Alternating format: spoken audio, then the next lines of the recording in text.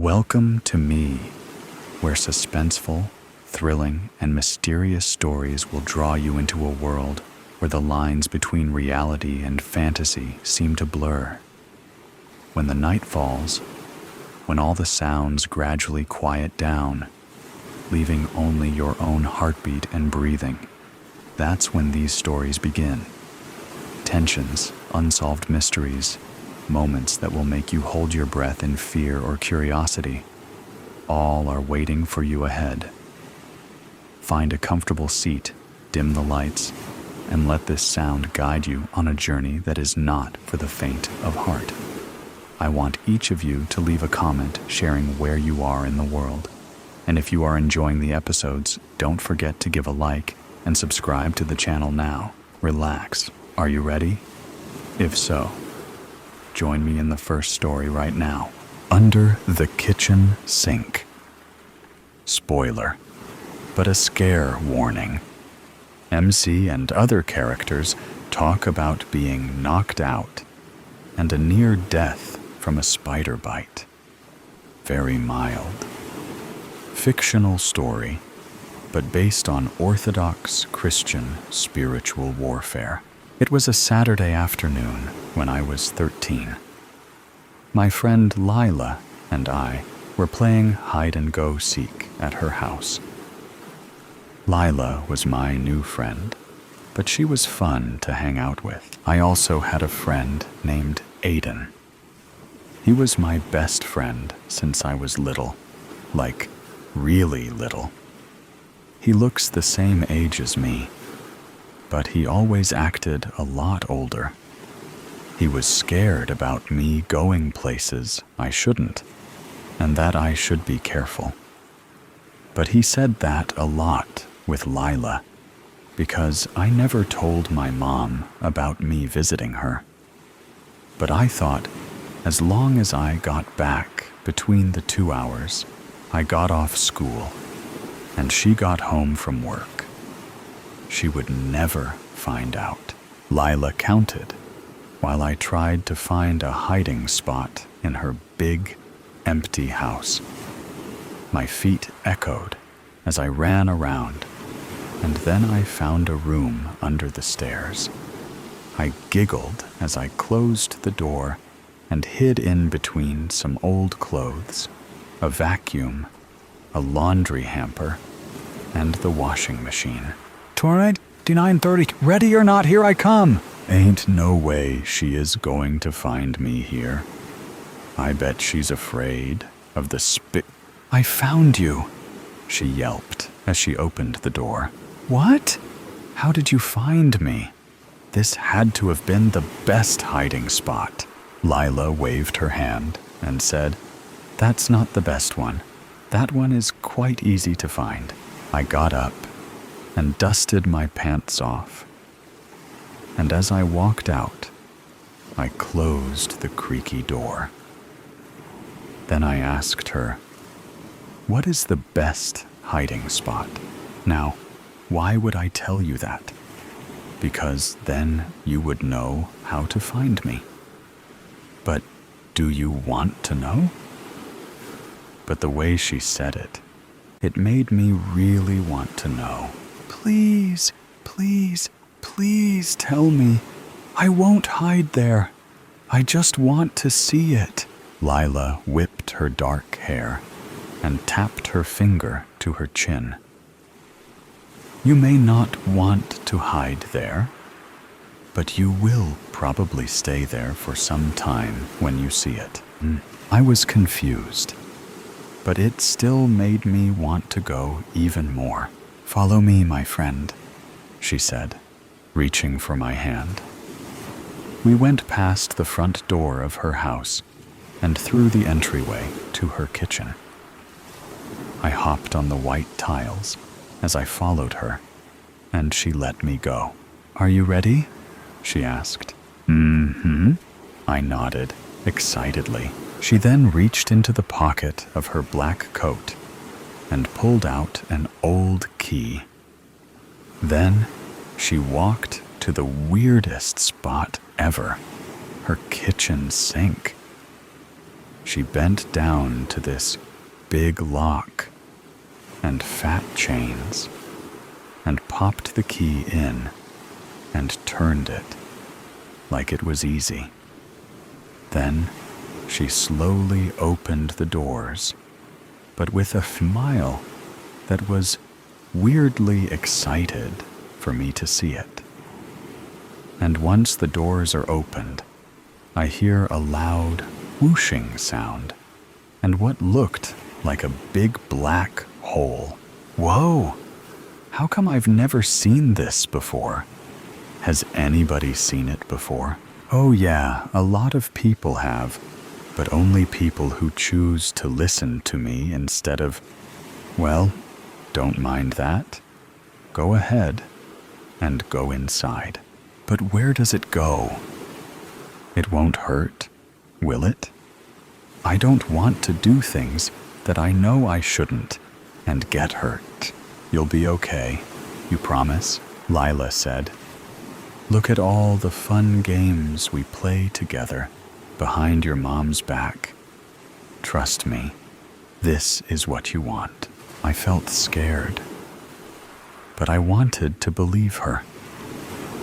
I took a few steps toward the sink, and the closer I got, the closer I felt like it was pulling me in, and it was harder to get away. Dee Dee, I heard a voice from above me. Huh? I look up and get a push back from the sink, and the doors slam closed on their own.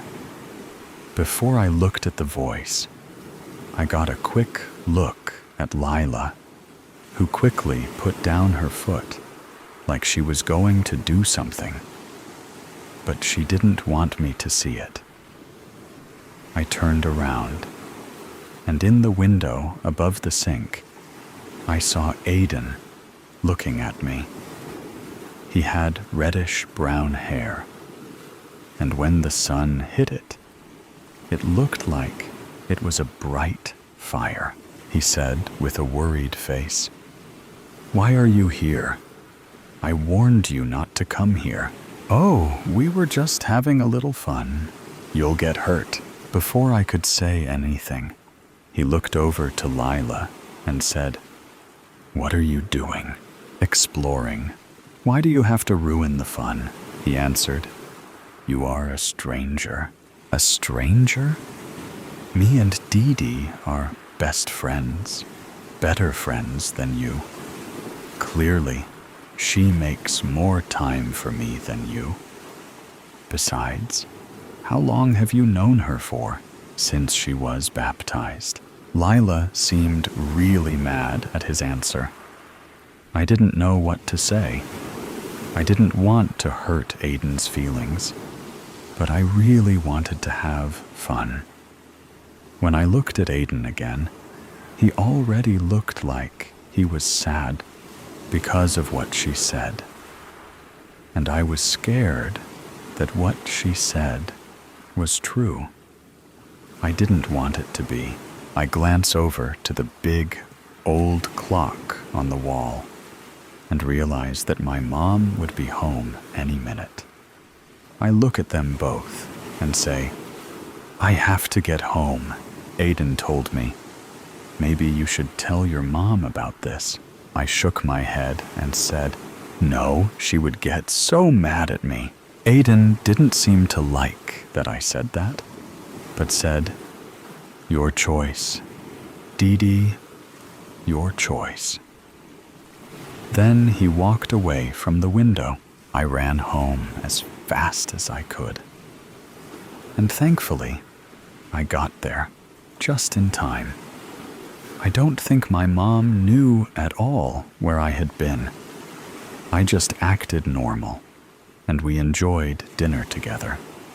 She even asked, so how was school today, honey? I heard you had a hard time on the test. I knew I could have done better, but I felt so sleepy. And I think it was from not telling Mom about Lila and keeping it a secret made me tired and not think well. It was decimals, I told her. She put her fork down and said, "But you're so good at decimals." She looked confused and said, "Dee Dee, you seem to be having a hard time in school lately. Not just with the test, but with things you know, and know really well." I felt warm. I had to come up with something without telling my secret. "I've been doing extra homework, so I stay up late and get sleepy." She didn't seem to like that very much. "Listen, Dee Dee, I want you to be doing your homework when you get home from school, not late in the night. You need your sleep, and you should have plenty of time after school to do it, right?" The whole time she talked, I kept thinking about Lila's kitchen sink. What was under there? Where did it go? Was it really as bad as Aiden made it out to be? "Dee Dee, Dee Dee." My mom snapped me out of my thinking. "Look, hun, you need to finish up and go get some rest. Homework in the afternoon and sleep at night. That's all." I got on the bathroom stool to brush my teeth, and I went to say my prayers. As I did, I had a really bad feeling that I didn't usually have. I felt bad about how I treated Aiden earlier. I hoped he still wanted to be my friend. I turned the switch on my small blue lamp. And as I went to bed, I threw the covers over my head. My blonde hair got in my face as I curled up, confused about my day. Psst! I didn't think anything of it, and closed my eyes tightly. Psst! That time was too loud. I threw my blanket off to look around my room. Then I saw someone in the window again. But it wasn't Aiden. Lila stood on the roof outside my window and said, "Hey, you're up." "Lila? What are you doing here? It's past my bedtime." I began to speak in a whisper as I looked really quickly toward my cracked bedroom door. My mom might still be up. Bedtime, schmed time. It doesn't matter as long as you don't get caught. Don't you want to see that portal? But Aiden said not to. Lila rolled her eyes and said, "Aiden isn't saying that because he is worried. Aiden just doesn't want you to have any fun." "But, come on. You don't want to be a scaredy cat, do you? You can do what you want. You wanted to see the hiding spot yourself. Remember?" With the last word, she said, her eyes lit up. But it wasn't in a good way. I really wanted to see what that black hole was. Maybe she was right. I can do what I want. We were back in her kitchen. She had led me out of my house by a rope she tied to the roof, and I had no idea where it came from. "Are you ready this time?" she asked. I nodded, even though I was really scared, and my heart beat faster than it had beaten. She opened the cabinet doors again, and I was greeted by the loud sound and twirling portal. I slowly tippy-toed toward it, closer and closer and closer. Then Lila pushed me. She grunted. I screamed the loudest scream, and I don't think anyone heard me. As I began to fall down into the dark space, I saw a ledge and held onto it, trying not to let go. because I knew if I fell any further, no one could help me. I turned around, and the last thing I saw was Lila. But it wasn't Lila. She had turned into a nasty creature with horns and a long tongue, and her eyes did the same thing they did when she came to get me from my house. That's what happens when you mess around where you shouldn't while passing on. And she closed the cabinet. I screamed and screamed and screamed, but it just echoed at me. I yelled for someone to help me, but no one was there. I should have listened to Aiden. I yelled again, now crying loudly. I should have listened. The last thing I could think of was to say a prayer. I knew I felt guilt the last time I prayed, but I knew I still had to. I pulled down my nightcap with one hand, but quickly put my hand back on the ledge. Lord Jesus Christ, Son of God, have mercy on me, a sinner. Slam! The cabinets swung open, and there I saw what looked like an angel. Who are you? It's me, Aiden, but you don't look like... Then it made sense. He acted older. He knew me since I was baptized, and he was always trying to keep me safe. You're my guardian angel? One hand slipped, and I was holding on by one hand. Take my hand, and I can help you. I struggled to pull my hand up. I pulled and pulled, and finally, I slapped mine into his, and he pulled me out within the blink of an eye. And again, the cabinet slammed shut. He grabbed me to help me brace for the impact as we hit the floor. I gasped and slowly got up, feeling like I was just beaten up. What just happened? Where is Lila? What did she mean by passing on? Dee Dee, you saw. Lila isn't a human girl. She's a demon, and she went back where she belongs. And I am your guardian angel assigned to you. I've been trying to keep you safe. You almost died. You are knocked out at the moment, and soon you will wake up. I thought my next question would be, how did I die? But he answered before I could ask. The first time you came towards the portal, you were near a nest of spiders, poisonous ones. And because you had disobeyed, and how close he had become to Lila, you put yourself in a very dangerous position. But I pulled you away. This time around, one bit you, and it was almost enough to kill you. But thank the Lord you prayed when you did, before it was too late. Or we'd be in a different situation. I thought about it. If I had passed, it would have been 3 days, and then it would have been the toll houses.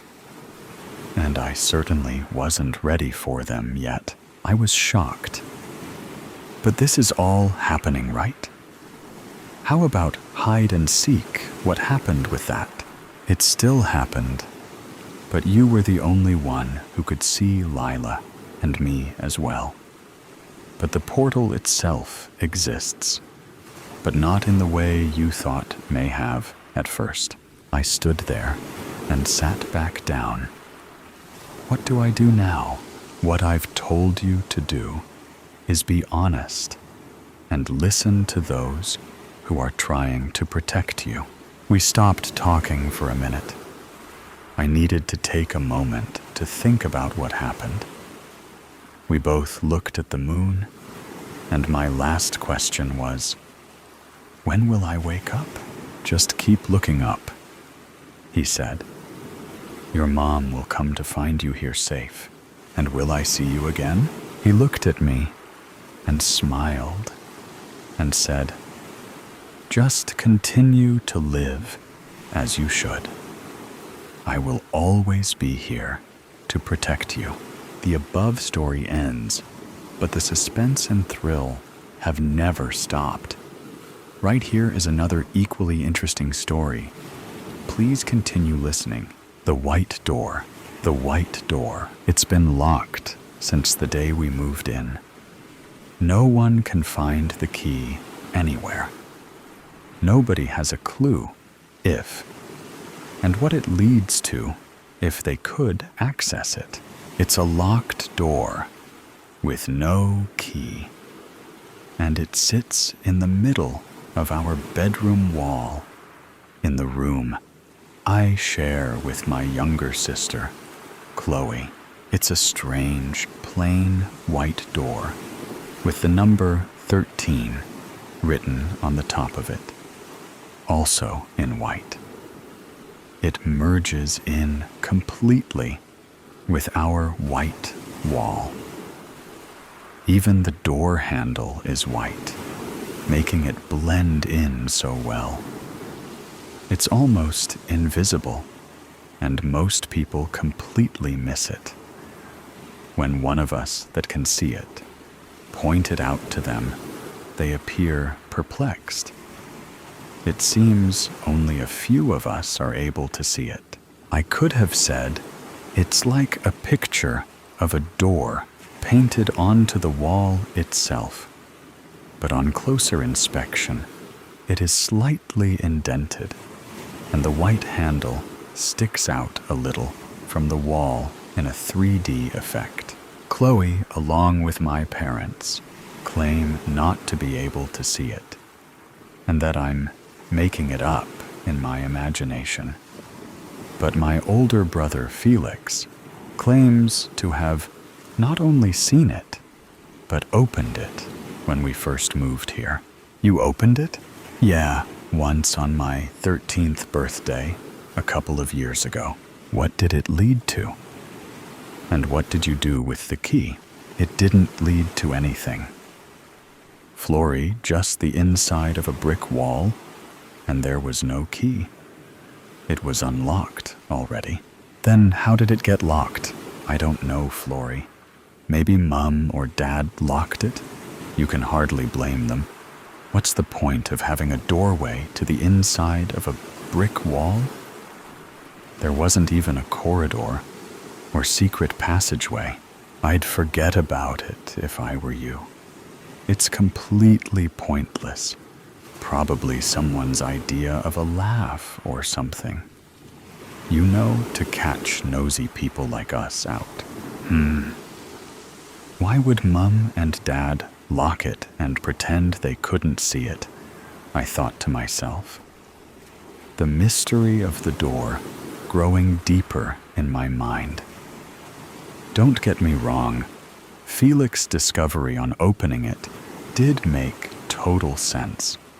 After all, the wall it was a part of was one of the two outside walls of our room. The one next to it was the window wall, as we like to call it. But like Felix said, why on earth would you want to have a door that led to the bricks of your house? Surely the builders would have just put a complete wall there, like all the other rooms. It also didn't explain the jingly musical sound and singing voices that came from behind the area of the door on a night, or the light that shone underneath it, lighting up the darkness. I'm pretty sure I've also heard other voices from behind it, too. Nothing spooky, sounding just happy and giggly, almost like there are children on the other side of the door playing. It gives out a nice vibe when I hear them, leaving a smile on my face. Flory, earth to Flory, you're daydreaming again. Sorry, Chloe. What was you wanting? Mum asked what you want for dinner. The options are spag bowl or chicken curry and rice. Ugh, neither. I'm not even hungry. Whichever you want, Chloe. You are gonna eat it though, right, Flo? My little sister questioned me suspiciously. Sure, maybe. I don't know. I'm still full from lunch. I might just grab a salad. Yeah, tell Mum I'll get myself a salad. I quite fancy that. Chloe looked unconvinced, but left the room to let Mum know anyway. A while later, Mum came and tapped on the bedroom door.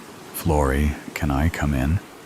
Sure. I've made you up a chicken salad, like you asked for. But I have to say, I'm getting worried about you. You're not eating properly. Though I understand salads are a good choice, you also need to be eating other things. Mum, you don't need to worry. I'm okay. I'm just not fancying the same food I did before. And salad is a healthy choice, especially as you added the chicken. Well, okay, I'd like you to come and eat it with me. I'm having one too. We need to sort your birthday party out. I don't think your guests will want salad as their only choice of food, do you? I don't know. A salad birthday cake sounds healthy to me. I giggled, the reply, something I hadn't done for a while. This made her smile as we both went to the dining room to eat. The chicken salad was good, and I agreed to have a chocolate cake for my birthday party. I didn't really have the heart to tell her that I didn't want a birthday party, and no one would come anyway. She seemed more excited about my birthday than I did. A week later, my birthday was finally here. And while my parents and sister were busy putting the decorations up, I called Felix over. There was something I wanted to know from him. As we went to my bedroom, I could already hear the children's voices again. They seemed to be singing something, but I couldn't tell what. Do you hear that? Hear what, Flory? The singing? It's coming from behind the door. Not really, but it does look a bit different. Look, the 13 is standing out 3D like the handle. It was like that when we moved in before I opened it. It's your 13th birthday. Flory, it can't be a coincidence, can it? He put his ear up against the door to try and hear the voices. Looking back at me, he suddenly gulped and said, Flory, you're right. There is someone on the other side of the door. They're calling for you, but I thought you said it was just bricks behind there. It is. Well, it was when I opened it. I slowly creeped over to where he was at the door. What should I do, Felix? I don't know. Maybe you should try and open it? I don't have the key, remember? Neither did I. When I opened it, remember? I just grabbed the handle and pulled it down. Give it a try. What do you have to lose? Okay, but please hold my other hand. I don't want to do this alone. You don't have to, Flory. I'm right here with you. Okay, here goes, ready? I grabbed Felix's hand and pulled down the handle. The door swung open. Sure enough, it looked like nothing was there but a brick wall. Then I heard it too. Flory, help me, Flory. I had no choice but to risk hitting the brick wall as I stepped inside the doorway.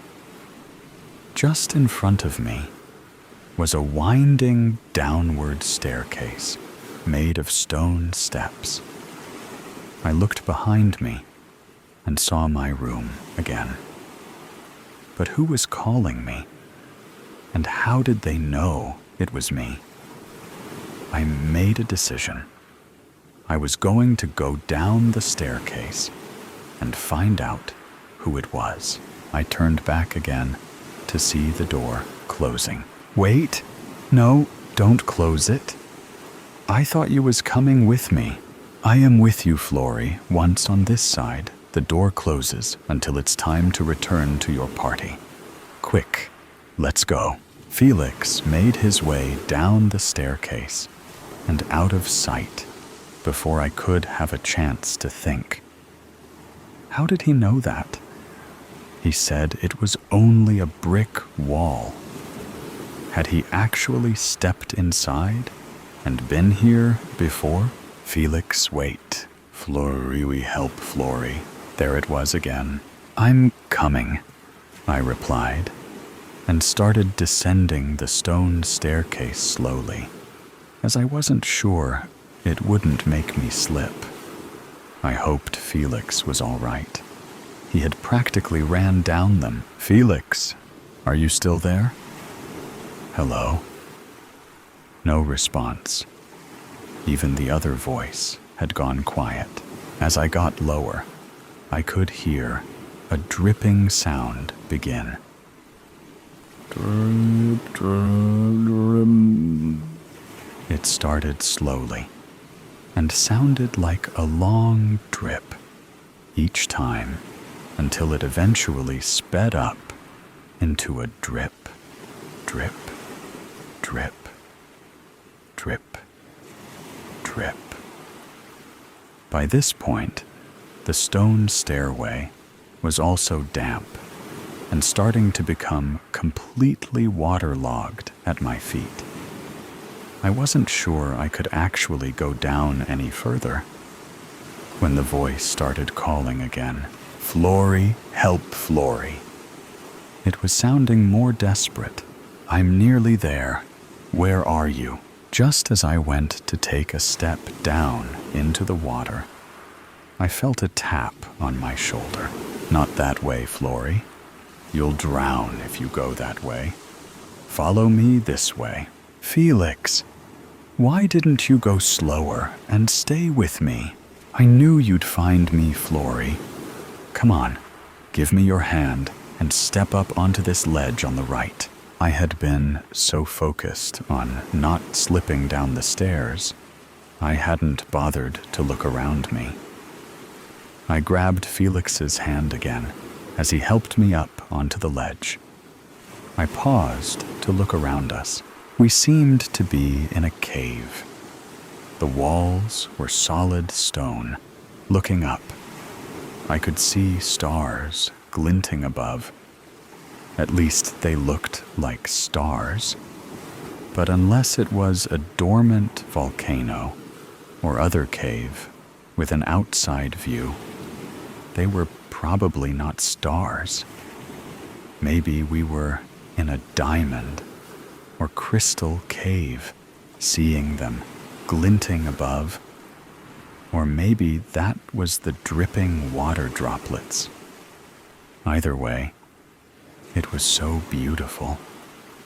I felt my breath catch in my chest at the sight. The water I had almost stepped into appeared to have a fast current, and I was glad Felix had been there to guide me to the ledge. Where to now? I asked eagerly. Follow me. It's this way. The ledge wasn't very wide and was a little slippery, but we got there slowly. When we reached the end of the ledge, Felix lifted me down, pointing in the direction we were going to next. It was very bright, almost blinding. I lifted my arm to shield my eyes, as I looked towards what I guessed was the sunny outside. I wasn't far wrong. We stepped out into a beautiful summer's day. There were flowers, trees, lovely green blades of grass with a beautiful silver water fountain in the middle. Swings on the trees, a pool. Children were playing happily, skipping, dancing, and singing around. Some were making daisy chains, while others were making buttercup chains. The lyrical sound of birds chirping and singing. The whole place gave me a peaceful feeling, just like a happy dream. Only this was a real place I'd come to from my bedroom, down the stone staircase into a summer's garden. So I had heard children laughing and singing, though the white door. Yes, you had. Felix replied, almost secretively. Why don't you come and meet some of my friends? He beckoned me to follow him again. Your friends? But you said there was nothing but a brick wall behind that door. How can you have friends here already? He glanced at me with a comical expression on his face that said, seriously? You need to ask? But all he said was, follow me, you will see. I stepped onto the grass with him and started following as we got to the silver water fountain. I heard the voice again. Flory, please, Mom. Dad, Flory, help. I glanced into the fountain and saw Chloe in tears and me on my bed. She was shaking me, crying, looking helpless. Mum and Dad rushed into the room. Suddenly, my breath caught again in my chest. I could feel the pressure as Dad pumped 119-223, and Mum was breathing into my mouth in between. I felt the warm breeze flow down my throat into my lungs. The white door appeared on my left. Felix was still on my right.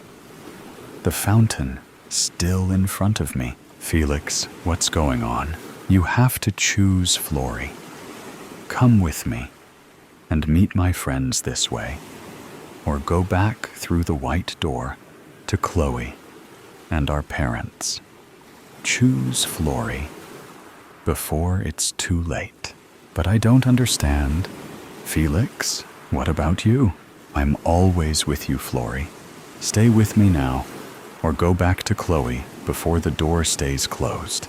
Without another thought, I bolted towards the white door, my heart beating hard in my ears. I jumped through it into my bedroom and onto my bed, turning to see the door slowly closing, with Felix still behind it, smiling and waving goodbye. Felix, I cried out, bolting upright on my bed. Flory, Flory, you died. Flory, you wasn't breathing. I couldn't help. I'm so glad you came back. I couldn't bear to lose you too. Chloe sobbed. I held her in my arms, soothing her as she stained my top with tears. Mum and Dad looked like they had seen a ghost, their faces as white as the door that used to be on my wall, but had completely disappeared as it had closed, taking Felix with it. Did you shout out Felix when you came back, honey? Was you with Felix when you were gone? Is heaven real? My mum seemed to have a million questions. Don't be silly. Dear, Felix died on their birthday 2 years ago. He drowned in Glitter's Cove. He can't have been with her. Once you're gone, you're gone. Isn't that right, Flory? I wasn't sure what to tell my dad, or who to answer first, so I decided to answer them both at once. I don't know about heaven, Mom, but there seems to be a peaceful, happy place. And yes, Felix was with me. Dad, Felix is always with me. I'm his twin, remember? The end. Let's continue with the next, no less thrilling stories. Echoes in the dark. Michelle Byers woke to the hum of the oxygen machine and the sterile white glow of hospital lights. She had survived the crash. Her husband, Daniel, had not. They told her she had been unconscious for days, and in those days, the world had stolen her sense of normalcy. Recovery was grueling. Her body ached, but her mind suffered more. The doctors diagnosed her with narcolepsy, an after effect of the trauma. She struggled to distinguish wakefulness from the strange visions that plagued her. But nothing prepared her for what came next. Chapter 1. Fractured Pieces. The house felt empty without Daniel. Michelle moved through the rooms like a ghost herself, touching the furniture, the framed photographs, the tiny details of a life that had once been whole.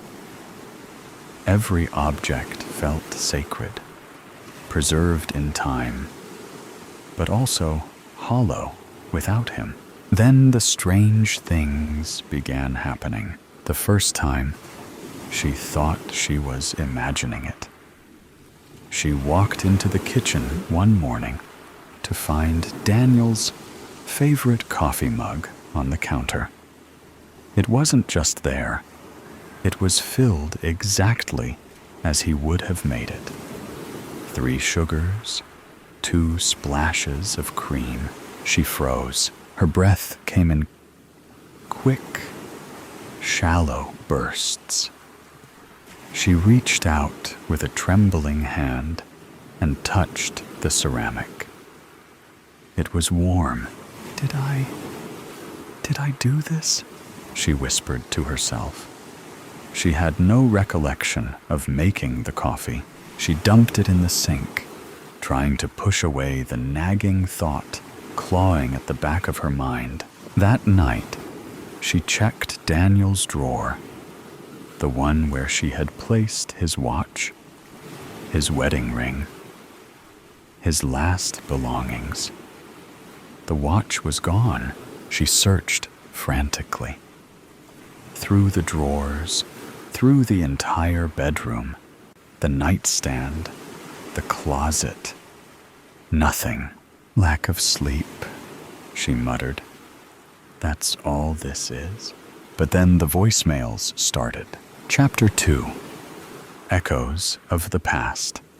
One evening, as she walked into the living room, the red light on the answering machine blinked. It was an old relic, something Daniel had insisted on keeping despite her protests about just using their cell phones. She pressed play. Hey, love. Just letting you know I'll be home late. Don't wait up. Her breath hitched. His voice, crisp and casual, like it always had been. Like he wasn't dead. Her legs buckled, and she collapsed onto the couch, pressing her hands to her mouth. She checked the timestamp. The message had been left yesterday. She deleted it. An error it had to be, but it happened again and again, every few nights. The same message, with slightly different wording. Sometimes it was just a simple, love you, See you soon. She played one for her friend, Angela. Angela's face paled. This is some sick joke. I swear, I'm not making this up. Angela reached for her hand. Michelle, this isn't healthy. Maybe it's your condition. Your doctor said hallucinations are possible with narcolepsy. Michelle recoiled. You think I'm imagining this? Angela hesitated.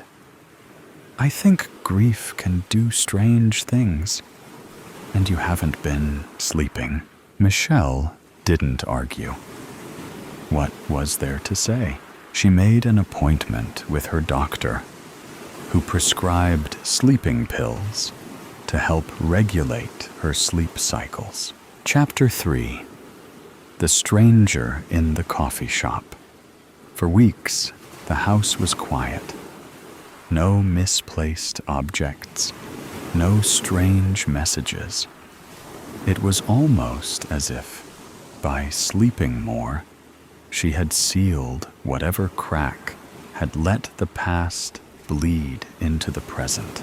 Then she saw him. She was at a small cafe downtown, sipping on chamomile tea, staring blankly at her phone. It was an overcast afternoon, a steady drizzle coating the streets outside in shimmering gray. The bell over the door jingled, and a figure stepped inside. Her breath stopped in her throat. Daniel, sitting at a table near the window, laughing, his eyes crinkling in that way they always had. A woman sat across from him, stirring her coffee. Michelle's heart pounded as she stood, nearly knocking over her cup. She stumbled toward the door, her vision tunneling. Outside, the streets were a mess of honking cars, sloshing tires, and blurred figures. She tried to cross, barely noticing the screech of brakes and a driver shouting at her as she nearly stepped in front of a cab. By the time she made it to the other side, Daniel was gone. She pressed her hands to the cafe window, her breath fogging up the glass. No. No, no, no. Her hands shook as she pulled out her phone and called Angela. He's alive, she gasped.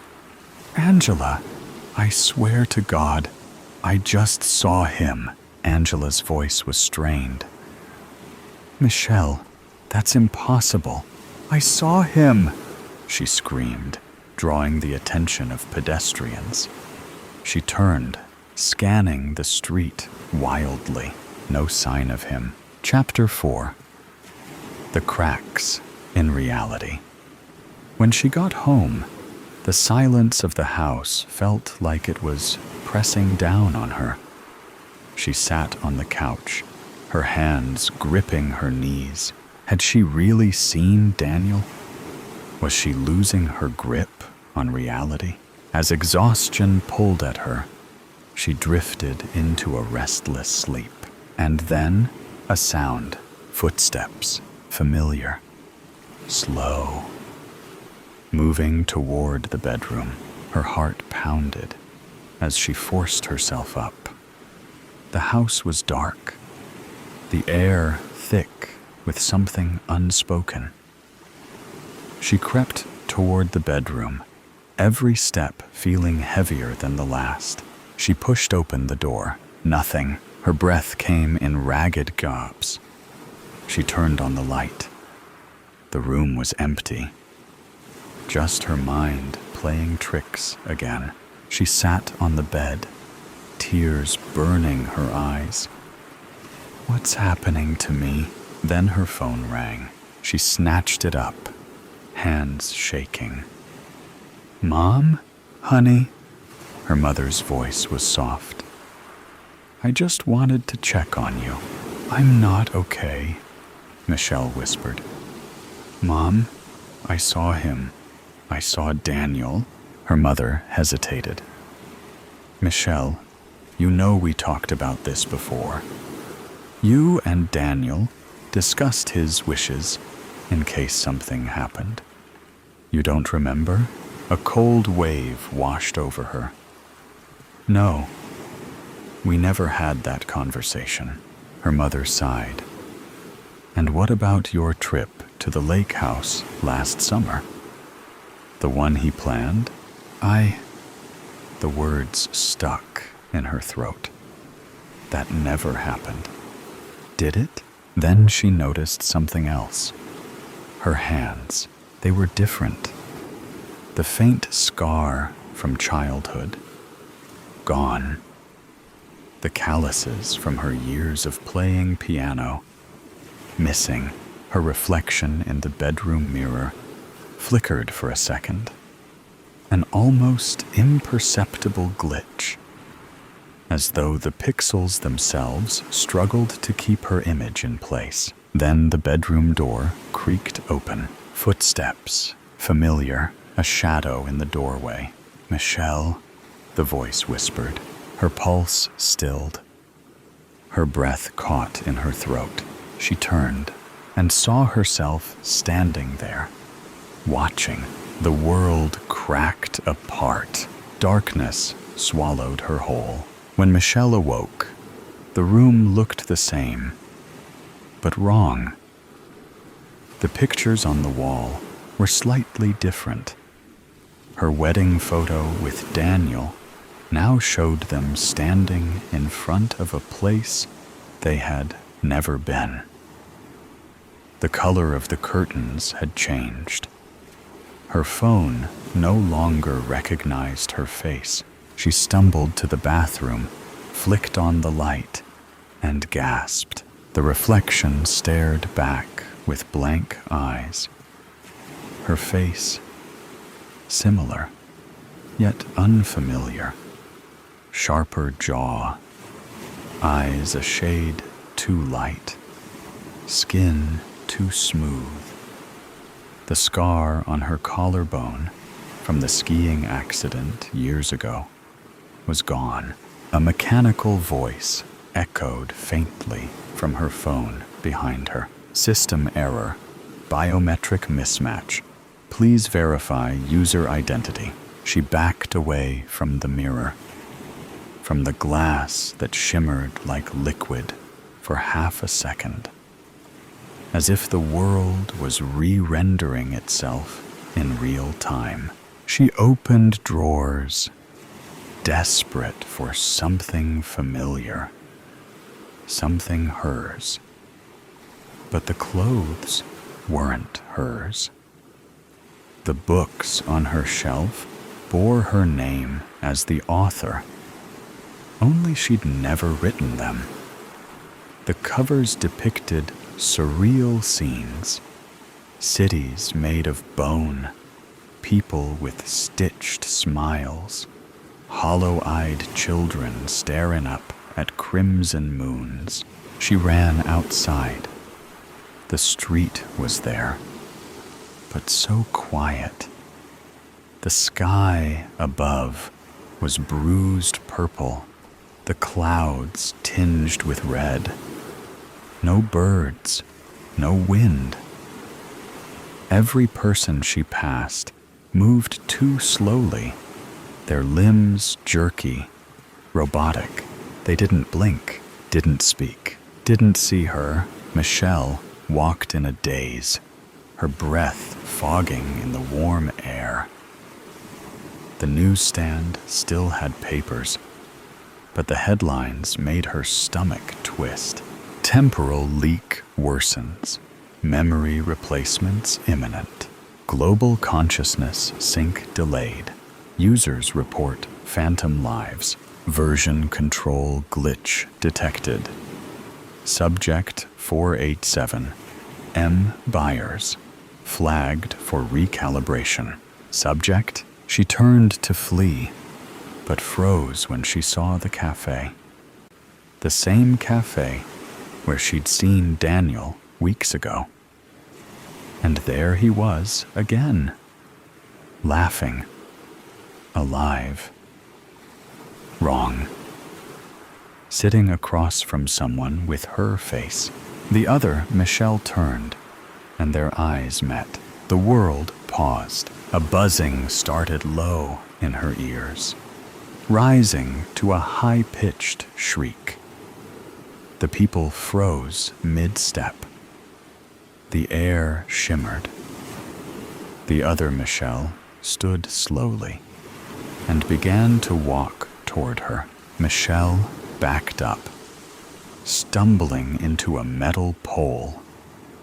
A nearby screen flickered to life, displaying the symbol of an eye with fractals radiating outward. Then, a voice spoke from nowhere and everywhere. Welcome, Subject 487. Consciousness sync complete. Version displacement detected.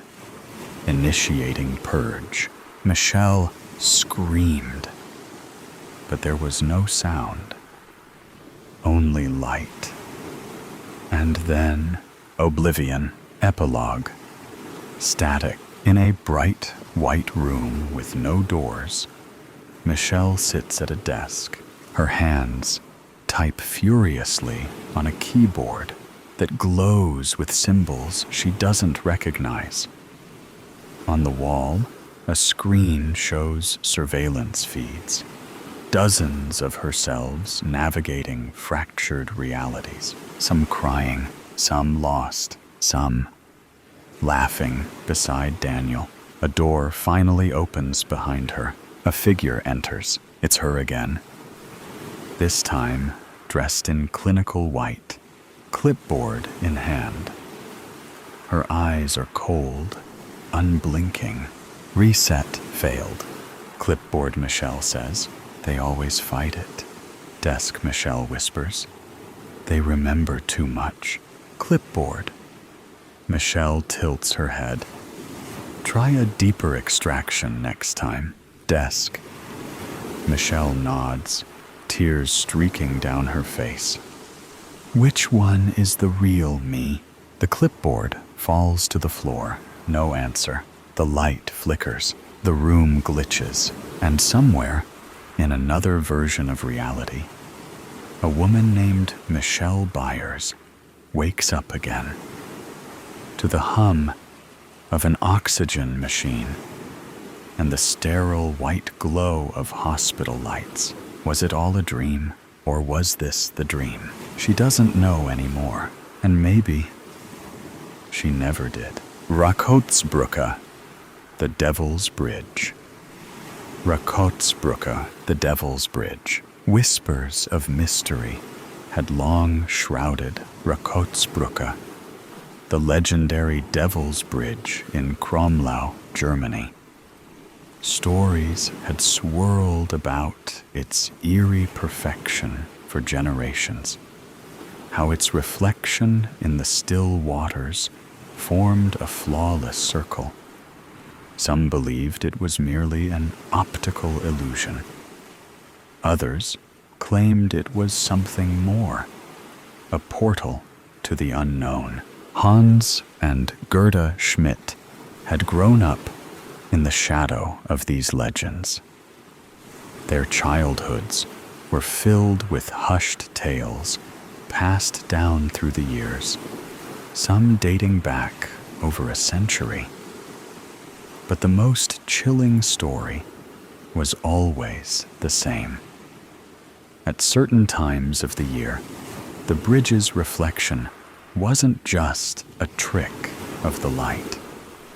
It was a gateway, and those who crossed it at the wrong moment were never seen again. Most dismissed such stories as mere folklore, but Hans and Gerda couldn't ignore the unsettling number of disappearances. Determined to separate fact from fiction, they spent months scouring old newspaper archives, compiling every recorded vanishing link to Rakotzbrücke. With each faded article, each cryptic account, a pattern emerged. If their calculations were correct, the next opening of the gateway was near. And this time, they would be there to witness it. Their research had uncovered a chilling pattern. The phenomenon occurred only once in winter, but was far more frequent during unseasonably warm periods in the warmer months. This week, temperatures were set to spike well above normal, and Hans and Gerda were convinced that the anomaly was bound to happen again.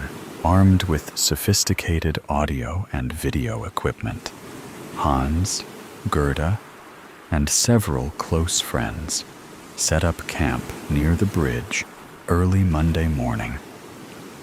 Their goal was simple: capture undeniable proof of the anomaly.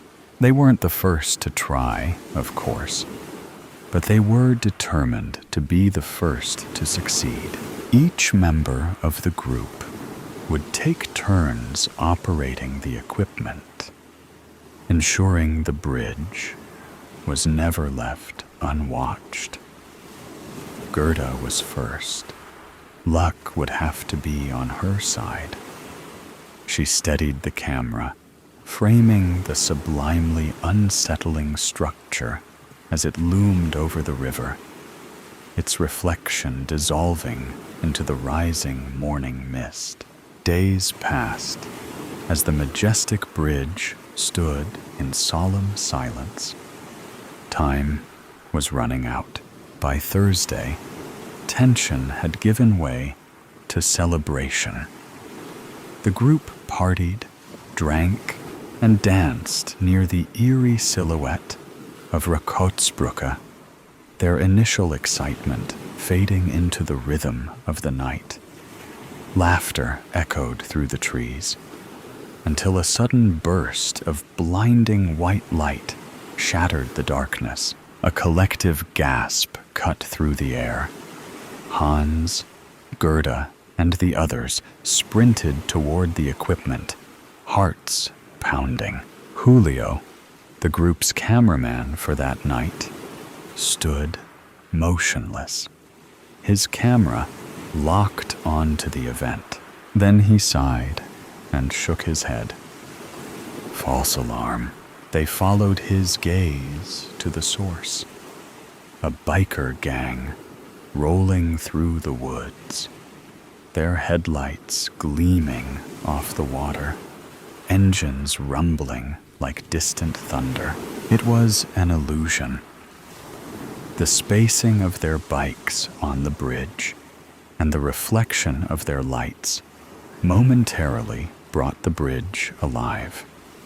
From a distance, the bridge looked like a space portal had formed. Are you recording this? Gerda asked Julio. Never stopped. At least we can add it to the footage of our trip when we edit the video. The air deflated from their lungs. Shoulders slumped. Heads hung low. Disappointment settled over the camp like a heavy fog. By Sunday, hope had dried up completely. They packed some of their things, one by one, muttering the same defeated refrain. We'll try again next year. Ever the optimist, Gerda climbed onto a picnic table, raising her beer in defiance. I want to thank all of you for coming to witness what never was, she announced, her voice carrying over the quiet camp. But tonight, we're forgetting about that damn gateway. Tonight, we party like it never existed. A roar of approval followed, and soon, the music and laughter returned. None of them noticed the waters beneath Rakotzbrücke begin to shimmer. None of them saw the perfect gaseous cloud take shape inside the circle once more. Even Julio, who found himself once again on camera duty, did not notice the bridge coming alive. It was midnight, and the others were still lost in their revelry at the campsite. None of them was there to witness what was unfolding. He might have caught it sooner, if not for Fräulein Gretchen. She had been eyeing him since they passed his group while hiking on Monday. Now, as the others partied, she had cozied beside him, drawn to the quiet observer behind the camera. Since he did not drink, he had no problem operating the equipment, though tonight his attention was divided. That night, Julio had his blanket on the ground. Fräulein Gretchen and he were making out when he caught a glimmer of light out of the corner of his eye. Standing up immediately, he checked to see if the camera and audio were working. Gretchen was still playfully fondling his ear with her lips. "Stop. This is important. Can't you see what's happening?" he said to her with a stern but playful voice. "Look at it. It's getting brighter and brighter. Come on, let's get closer." The luminous gateway had a compelling allure, almost trance-like, and it kept tugging at their interest. At the river's edge, there was a small rowboat. They went down to the water, determined to get a closer look. Meanwhile, the light got bright enough to grab the attention of the others partying at the campsite. Hans was the first to notice the light. "Look, guys, the forest is beginning to light up. Must be responding to our partying," he said playfully. "No, I think it's the bridge," Gerda said as she took off, running toward Julio's location. The rest of the gang took off after her. There was no sign of Julio near the video equipment, and the forest glow was getting brighter and brighter. Gerda turned toward the bridge, her thoughts conflicting. She wanted her full attention to find Julio and not care about the bridge, yet the bridge was mesmerizing. Her heart was racing as the ominous light loomed large. "Julio! Julio!" the rest of the group yelled. The yells from her friends temporarily knocked her back to reality. She saw a small rowboat drift through the fog on the far side of the river. Her stomach clenched. That same boat was near them when they first set up the equipment on Monday, and it hadn't moved until now. "Guys, get over here!" Gerda's voice cut through the tense air. She was standing near the equipment. As they gathered around, she maneuvered the camera so everyone could see it. The camera began playback with the motorcycles, and they watched as the humming of the bikes slowly transformed the water. "Look at the water, guys. It appears to be vibrating. Would the sound waves have that big of an effect on the water?" Hans asked. "It must have," she replied as she zoomed in on the water. "When I go back and view the water, it is always completely calm. Something had to stir it." Gerda forwarded the camera to the moment the bridge came alive, and what they saw blew their minds. As they began watching, they heard a female voice. Stunned, Gerda rewound the tape, and sure enough, there was a flirtatious voice in the background.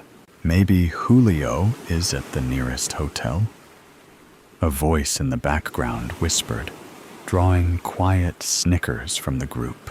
"Quiet!" Gerda snapped as they continued watching the video. Then they saw it. The gateway. "Look at the bridge! My God, it's real!" There's Julio and the girl." Hans pointed. They watched as the two made their way down the steep slope. Julio jumped in the boat first and turned to help Gretchen aboard.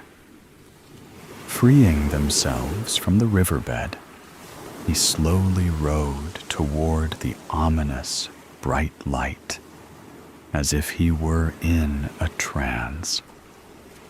Gretchen sat in front of him, leaning back on his chest, mesmerized by the gaseous light.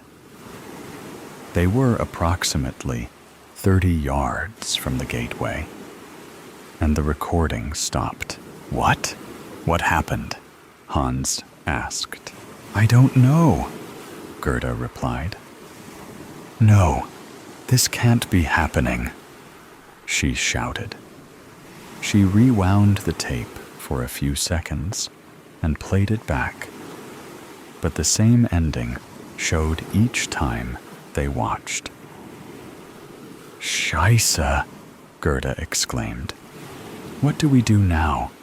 We have 2 people missing, and the tape shows us something, only up to the point where we think they have disappeared. What are we going to tell people?" "We tell the truth, Gerda. This is why we came here, to find the truth," Hans added.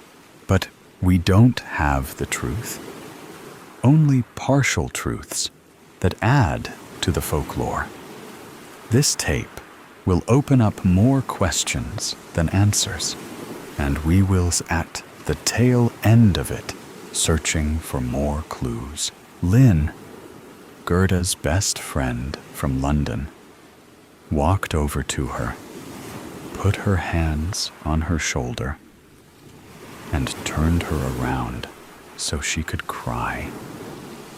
Once Gerda's head hit her shoulder, she began to sob uncontrollably. Lynn knew the effect the events had on her. All the time and energy she put into this led to nothing but more questions. She also knew that deep down inside, Gerda wanted to see the gateway in action, even if it was at the cost of her friend's life, which made her feel even worse. Lynn lifted her head. "Hey, don't worry. You do have something far more than you ever had. We all know what happened here. Most of it is on tape. I say we immediately make a copy of this tape, take it to the police, and let them investigate their copy. And we have concrete evidence to examine on our own. Next time we are here, we will be much better off than before." Lynn's right, Gerda. We now know a lot more than we ever did. We know the vibrations from the bikes started the gateway. We know that we can't stare at it because of its trance-like powers. And we know the best time to be here and get another shot. Hans added. "Yes, that's right, Gerda," the others chimed in. 1 year to the day, the crew set up again. In honor of Julio, they set up a makeshift burial plot at the exact location where the camera stood last year. Gerda felt this new location was better. It was on the other side of the lake and had a better view. This time, the crew was on high alert. There was no partying this time. Their campground was just up the hill from the camera, and they could see partial spots of the lake and bridge from their tents. As they were finishing up with their tents, Lynn ran over to Gerda. "Look at those two over there, Gerda." She pointed. "No, that can't be." They took off running over the bridge, yelling, "Julio! Julio!" A young man turned around as they approached, staring at them, confused. "Yes, how do you know my name?" Just when you think all the weird stuff has been told, the next story will make you think again. In the name of the park. They say you never really know what someone is like. Not truly. Life has a funny way of showing you. Coincidences, they call them. Those little twists of fate that seem too good to be true. Like how, just as the park started filling up with the wrong kinds of people, they all began to disappear, one by one. Strange, isn't it? I've lived here for decades, in this little house with its flower boxes and its white shutters, watching the seasons change, watching the people come and go at the park across the street. For so long, the park was perfect. Flowers bloomed each spring, and the trees provided shade for the frolicking that took place under them. The good people were always there, the ones who respected it. There was Mrs. Calloway, who had walked her poodle, Franz, at the same time every morning for 20 years. There was George, the retired schoolteacher, who read his newspaper on the same bench while sipping his thermos of coffee. The mothers with their strollers, the elderly couples arm in arm, the joggers who nodded politely as they passed. These were my people. But then the bad ones came. First, it was the teenagers, those little delinquents with their cigarettes and their loud music, loitering around the swings, leaving their garbage behind.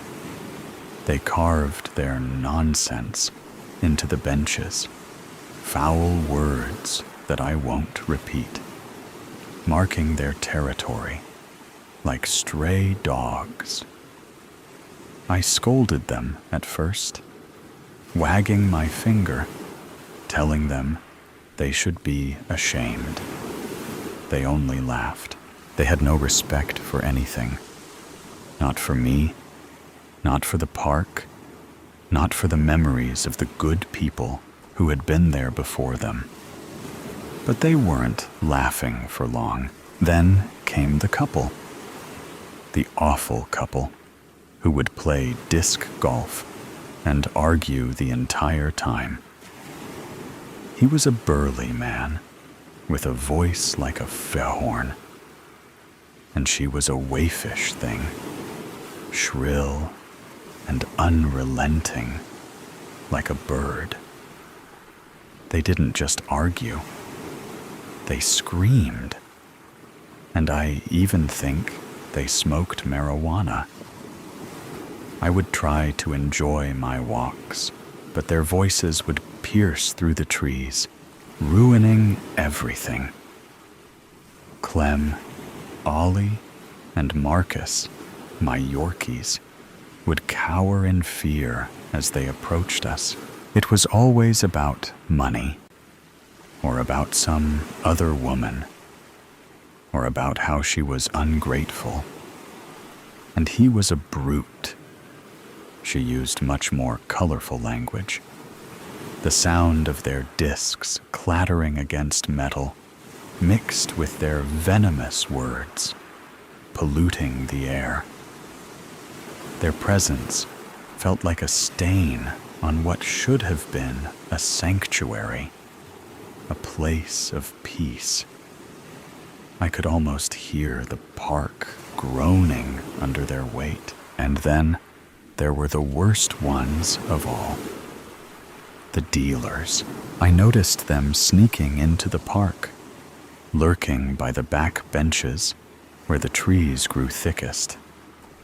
They wore hoodies, their eyes darting around as they exchanged small bags for crumpled bills.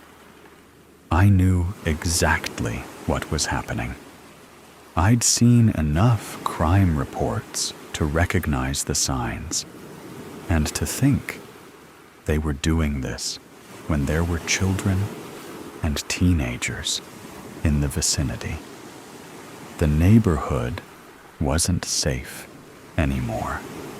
My park wasn't safe. I saw them whispering to people who passed by, shifting anxiously, always watching their backs. I knew their kind. I had seen the stories on the news.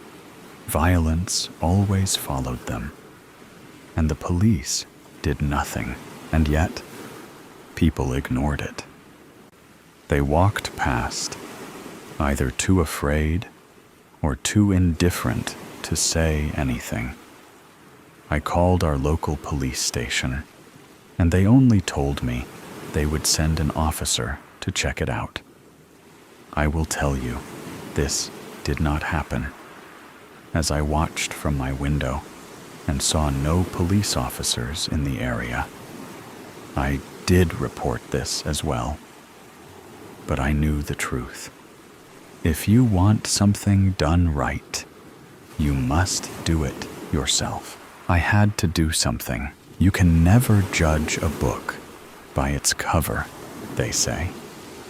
People look at me and they see an old woman, slightly hunched, dressed in my sensible sweaters and shoes, walking my 3 little dogs. They see my tidy house with the white shutters and the flower boxes, and they assume I am exactly what I appear to be. They don't see the woman who was married to a cruel man for 20 years, who learned how to endure, how to be patient, how to bide her time until the right moment came, who realized sometimes something must be lost to be gained, as was the case in preserving peace for my 3 sons. They don't see the woman who grew up on a farm, who learned early how to break a chicken's neck in one swift motion. They don't know how strong my hands really are. Desperate times call for desperate measures, don't they? The teenagers were first. It wasn't hard. One of them, a particularly mouthy one with a sneer that made my blood boil, was walking home alone one night. It was almost too easy. A single strike with the tire iron I kept in my shed, and he crumpled like a rag doll. He and his friends did not hang out at the park after that, so far as I could tell. It was strange how quickly the others took the hint. The arguing couple was next. I followed them, listening to their voices rise in fury. They were on the edge of the park, past the old fence, where no one went anymore. She was crying, and he was yelling, his voice shaking the leaves. I didn't even hesitate. A push was all it took, just one push, and his big, lumbering body toppled over the edge of the ravine. The silence was so sudden, it was almost beautiful. It was as if the park could finally exhale. She turned to me, eyes wide, lips trembling. I thought she would scream, but she didn't. She ran. And I let her, because I knew she wouldn't tell. Women like her know better than to cross women like me. And maybe she will use this second chance to make some better life choices. The dealers were harder. They moved in groups, cautious, always looking over their shoulders. But people like them, they get greedy. They trust the wrong people. One by one, they fell. Each disappearance, a small victory. The police didn't even look into it too hard. Junkies, they called them. No big loss. I made sure they disappeared quietly. A little patience, a little careful planning. No one questioned it. You wouldn't suspect I could even be capable of these deeds. The park is quiet now. The good people have returned, along with the lilac blooms and the koi fish in the pond. Mrs. Calloway walks Franz without fear. George reads his paper in peace. The mothers push their strollers without looking over their shoulders. Their babies have grown and play freely on the park equipment without having to read rubbish. Soon, a new batch of these little lambs will be springing about. The joggers smile again. It's so nice that the park has cleaned up, they say. Feels safe again. Isn't it amazing that all those rough types just stopped coming here? I wonder what happened, Mrs. Calloway mentioned yesterday, as we paused to dispose of our dog droppings before exiting the park. I smile back, but then, just as we step onto the sidewalk, I notice something. A new teenager sitting on the swings, head down, hoodie pulled tight, just sitting, watching. I grip the leash in my hands, my knuckles whitening, because it is safe, and I intend to keep it that way. Lucid Dr. Mira Santos aligns her pen at a precise 90-degree angle to her notepad, then adjusts it to 89. Perfect precision matters. Her office presents an unbroken landscape of whites and grays, walls, furniture, even the spines of journals arranged by height on custom shelving. Her diplomas hang at measured intervals. Harvard Medical School, Johns Hopkins Fellowship, Stanford Neuropsychiatry. I keep having these dreams where pieces of myself are missing, Jamie Whitcomb explains, voice carrying an unsettling familiarity Mira can't place. Like someone tore pages from my story. She observes his hands as they animate his words. Index finger extended, thumb perpendicular. A gesture triggering a microsecond of déjà vu that she immediately classifies. Transient memory phenomenon. No clinical significance. Perhaps we could explore these gaps through guided imagery, she suggests, noting the clock. 2:37. I think my unconscious is getting tired of being ignored, Jamie says, meeting her eyes with unexpected directness. His fingers tap against his knee. Tap, tap, pause, tap. A rhythm that seems momentarily significant, then doesn't. You wrote something about this, actually. How the mind creates increasingly dramatic interventions when we persist in avoidance. Your work on trauma compartmentalization changed how I understand myself. Mira's hand pauses. Few patients research their therapists so thoroughly. She glances down and notices a blue smudge on her thumb that wasn't there moments ago. When not directly observed, it seems to shift slightly, like water finding its level. After Jamie leaves, she documents. Patient demonstrates unusual knowledge of practitioner's methodology. The words form in reassuring black ink. She categorizes the blue smudge. Stress-induced perceptual anomaly. Clinical terminology creates immediate distance. Safety through classification. Her calendar displays afternoon appointments with a precise rectangle marked personal reflection at 2:30 each day. Time methodically scheduled for not thinking about what happened. 300 days of structured avoidance. She notices blue ink spreading in tomorrow's reflection block. Jamie Whitcomb, second consultation. She has no memory of scheduling this. Dr. Chen appears in her doorway. Mira, you've scheduled during your personal time tomorrow. The patient required accommodation.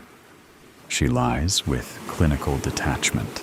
You haven't adjusted that time block in almost a year, he observes, eyes lingering on her hand, where the blue smudge seems to pulse with her heartbeat. Her apartment mirrors her professional space, meticulously organized in whites and grays. She moves efficiently through rooms systematically purged of memory. Each belonging serves logical purpose. Control through environmental precision. Her path includes a mathematically precise 60-degree turn at the hallway's end. Gaze sliding past the single disruption in her colorless sanctuary. A cerulean blue door she hasn't opened in 300 days. For a heartbeat, vanilla shampoo scent registers. Small fingers sticky with breakfast syrup. A child's laughter, like wind chimes. Pulse accelerates. Tachycardia, 97 beats per minute. Respiratory rate increased 18%. Diagnosis: acute stress response. Treatment: continued avoidance. She walks past, careful not to touch the blue. Mira prepares for Jamie's second session, straightening her already straight pens. The blue stain has spread overnight, now covering her palm entirely. She tugs her sleeve lower. Patient demonstrates unusual knowledge of practitioner's methodology, she writes. Possible prior envy. She stops. The words appear in blue ink despite her black pen. She selects another. Same result. Equipment. Malfunction. Statistically improbable. Perceptual anomaly.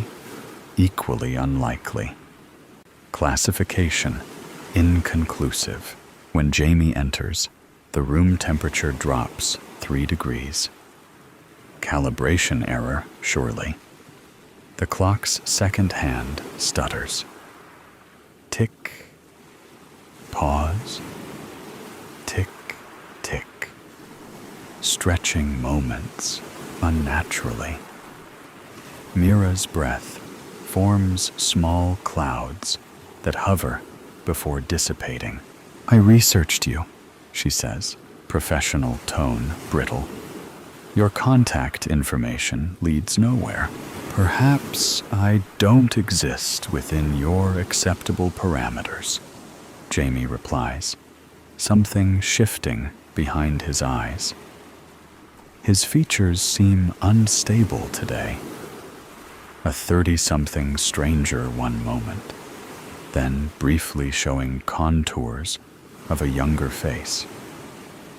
Isn't that your specialty, Dr. Santos? Creating parameters that exclude what hurts too much? The air carries a faint antiseptic smell. Hospital corridors, grief-saturated waiting rooms. Olfactory hallucination. Unlikely, but not impossible. You've built your career helping others face what you avoid, Jamie says, fingers forming that distinctive gesture. Index extended, thumb perpendicular. In your article, you wrote about integration, but your office calendar tells a different story. Her diploma wavers when not directly observed.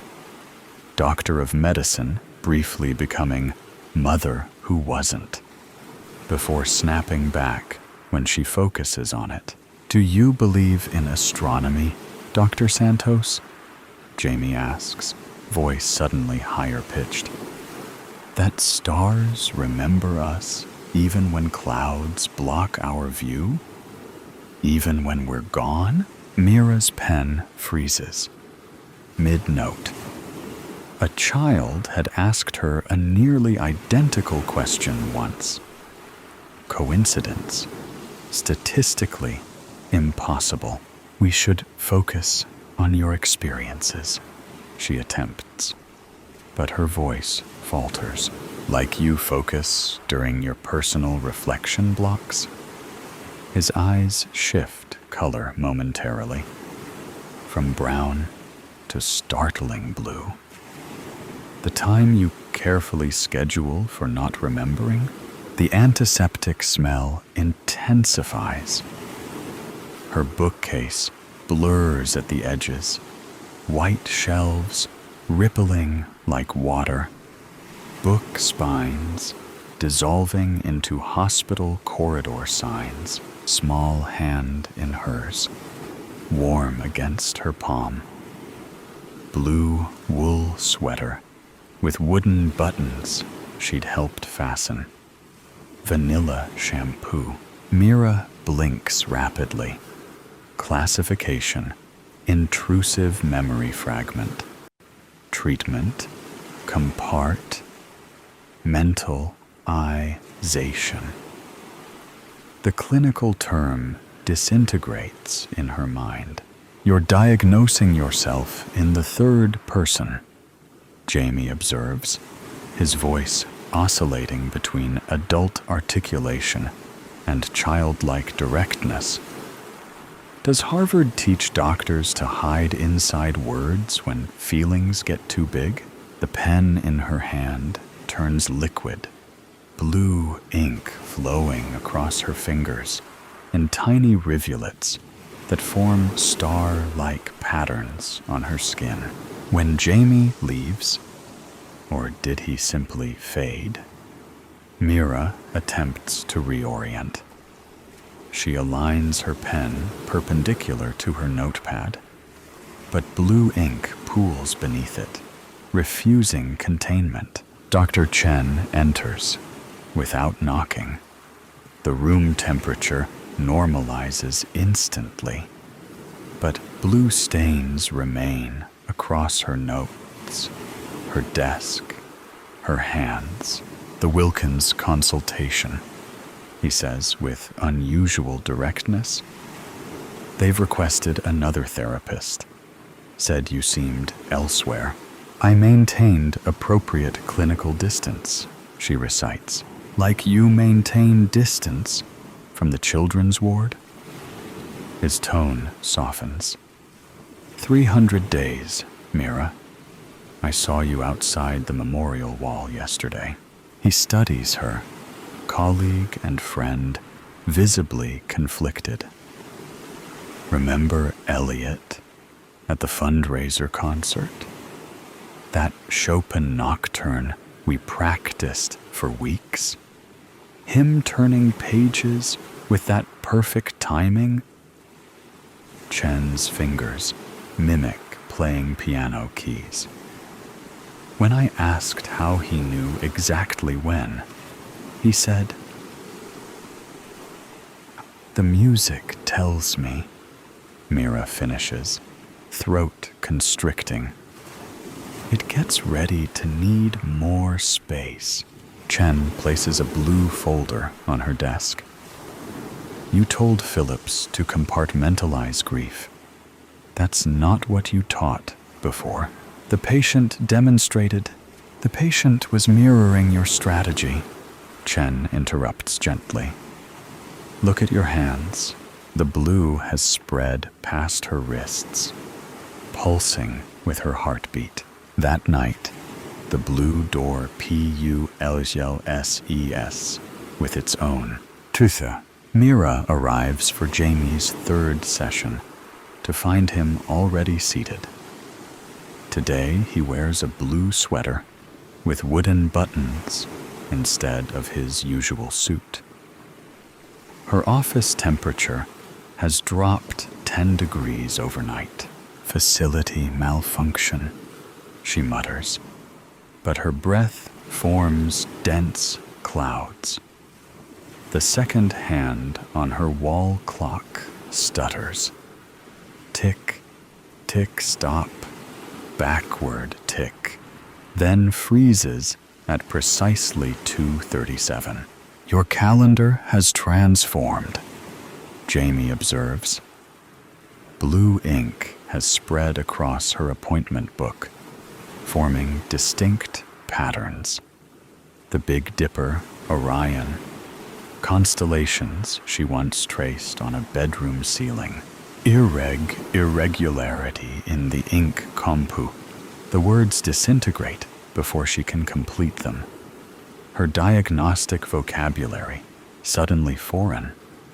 Letters rearranging themselves, still trying to diagnose away what you feel? Jamie asks. His features shift. Adult one moment, then child's eyes, gazing from adult face, then small fingers emerging from suit sleeves. How's that working after 300 days? The antiseptic smell intensifies. Hospital-grade disinfectant, coffee from a nurse's station, vending machine cookies. Her cream walls ripple. Hospital corridor, green bleeding through, like watercolors on wet paper. Patient exhibits acute dissoc. She can't complete the word. The pen trembles between her fingers as blue ink pools on the page, forming tiny rivulets that flow toward her like seeking things. "You taught me about grounding techniques," Jamie says, his voice shifting higher. The hand gesture again. Index extended, thumb perpendicular. When things feel overwhelming, find 5 things you can see, 4 you can touch. "I never taught," Mira stops. She never met Jamie before 300 days ago. Statistical impossibility. Logical incongruence. Professional boundaries compromised. "When things get scary," he continues, features now unmistakably childlike beneath adult bone structure. "Find something solid to hold on to, like your hand when we crossed parking lots." Her bookcase dissolves completely, revealing hospital waiting area chairs. The leather beneath her fingertips becomes vinyl, cold, sterile.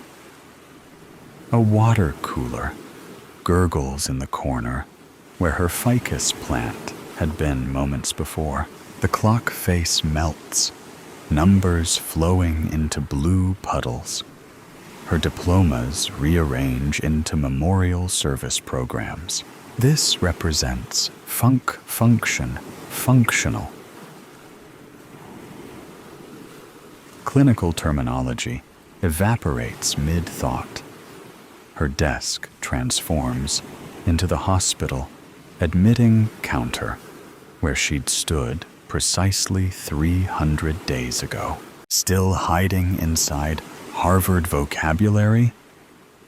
Jamie's adult clothing now hangs from a child's frame. Blue sweater with sleeves rolled 6 times. Pants puddling around small sneakers. Elliot's face now fully visible, only his eyes retaining adult knowledge. Does categorizing grief really make it go away? VANILLASHAPOO. Apple detangler. Chocolate milk breath. This isn't Her hands convulse, sending her pen spinning across the floor. This cannot. The pen bleeds blue across linoleum, spreading toward her in tributary patterns that form exact replicas of the constellation drawings from Elliot's bedroom ceiling. Rain hammers against glass. Rhythmic squeak thump of wipers fighting deluge. Her phone vibrates against her ear. Dr. Chen's voice, tense with urgency. "I understand this patient is in crisis," she hears herself say, "but I'm driving with my son. Can I call you back in 5? "Mommy," Elliot's voice from the back seat.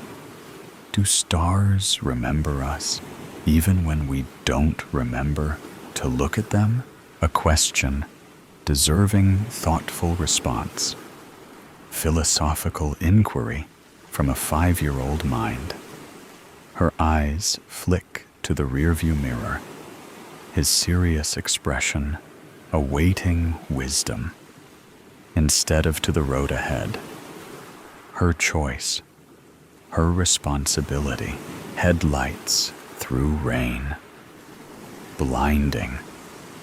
Impact.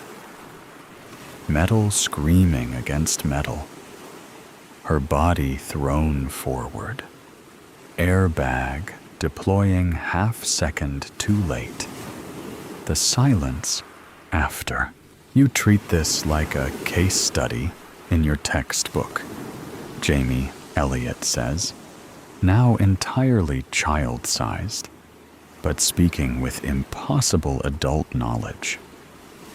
Is that easier than admitting you chose the phone call over watching the road? The words DIETONATE inside her chest. Breath fracturing. Pulse arrhythmic. 300 days of defenses disintegrating. Post-traumatic stress with language fails completely. Her vocabulary, once armor against emotion, now meaningless sounds against memory's tide. Hospital corridor stretches infinitely before her. Antiseptic burning her nostrils. Time frozen at 2:37 a.m. The moment unchanged despite 300 days of scientific distance. 300 days of personal reflection spent deliberately not reflecting. She reaches for Jamie/Elliot, but her hands pass through his form. encountering only absence. Not hallucination, but memory materialized. I wasn't. The truth rises like floodwater, threatening to drown her. Clinical terminology evaporating. Harvard training useless against grief's undertow. I wasn't paying attention when it mattered most. Her hands shake uncontrollably. Blue ink flows across the floor, spreading from her pen, her notepad, her appointment book, all the places she's documented others' pain while refusing to acknowledge her own. My entire career, she whispers, helping others face what I couldn't bear to see. Mira finds herself kneeling on cold hospital tiles, forehead against sterile floor, professional identity dissolving in tears, suppressed for 300 days. I chose the phone call over watching the road. She confesses to emptiness, to absence, to irreversible consequence. The hospital corridor wavers, then dissolves. She's back in her office, familiar space rendered foreign by truth. Blue ink surrounds her, no longer threatening, but awaiting direction. Her diplomas, once sources of pride, now seem incomplete chapters in a larger story. She drives home through rain, no longer calculating statistical probabilities of hydroplaning, but feeling water against glass. Her clinical detachment, once armor, now recognized as barrier. Her hands on the steering wheel remember another rainy night, another drive, different outcome, same hands. Her apartment, meticulously controlled in whites and grays, appears through shifted perception. Not ordered, but empty. Not peaceful, but silent. 300 days of creating space that demanded nothing, remembered nothing, reflected nothing back to her. The hallway stretches before her. No more precise 60-degree turn. No more transient memory phenomenon diagnosis when vanilla scent registers. Tonight, she walks deliberately toward what she's avoided. The blue door pulses with its own heartbeat. Gentle rhythm, both inviting and terrifying. Blue light seeps beneath, casting underwater reflections across the floor. Her pulse accelerates. Tachycardia, 97 beats per minute. Old diagnostic habit. Same physical response. New understanding. She places her palm against the wood. Warm. Alive. An answering pressure, as if something, someone, presses back from beyond. I'm choosing to remember, she whispers, voice breaking, and turns the knob. Beyond isn't the sharp pain she feared, but a space where blues shift from midnight depth to dawn's gentle awakening. Stars hang suspended, constellations from a ceiling painted on a Saturday afternoon with small hands guiding hers. Not distant points, but presences casting soft illumination. The air carries forgotten scents.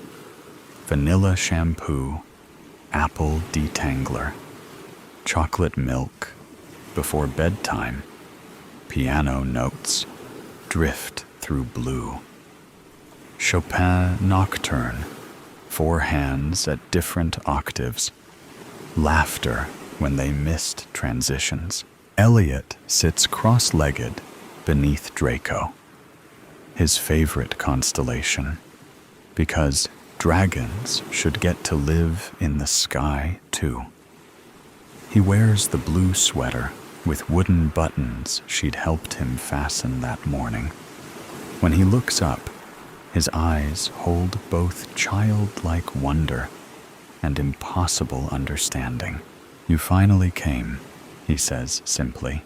"I was afraid," she answers, professional terminology inadequate for the ache in her chest. His small hand reaches for hers. Warm pressure, simultaneously present and preserved from before. "I've been here the whole time. I'm sorry," she tells him, words carrying 300 days of avoided grief. "I looked away when I should have been watching the road." He nods, serious expression, exactly as she'd seen in that final rear-view glance. "You were helping somebody who needed you. That's what doctors do." "Not more important than you," she whispers, voice raw. He considers this with child's directness. Maybe not more or less, just different. Like how we needed different sides of the piano bench to reach all the keys.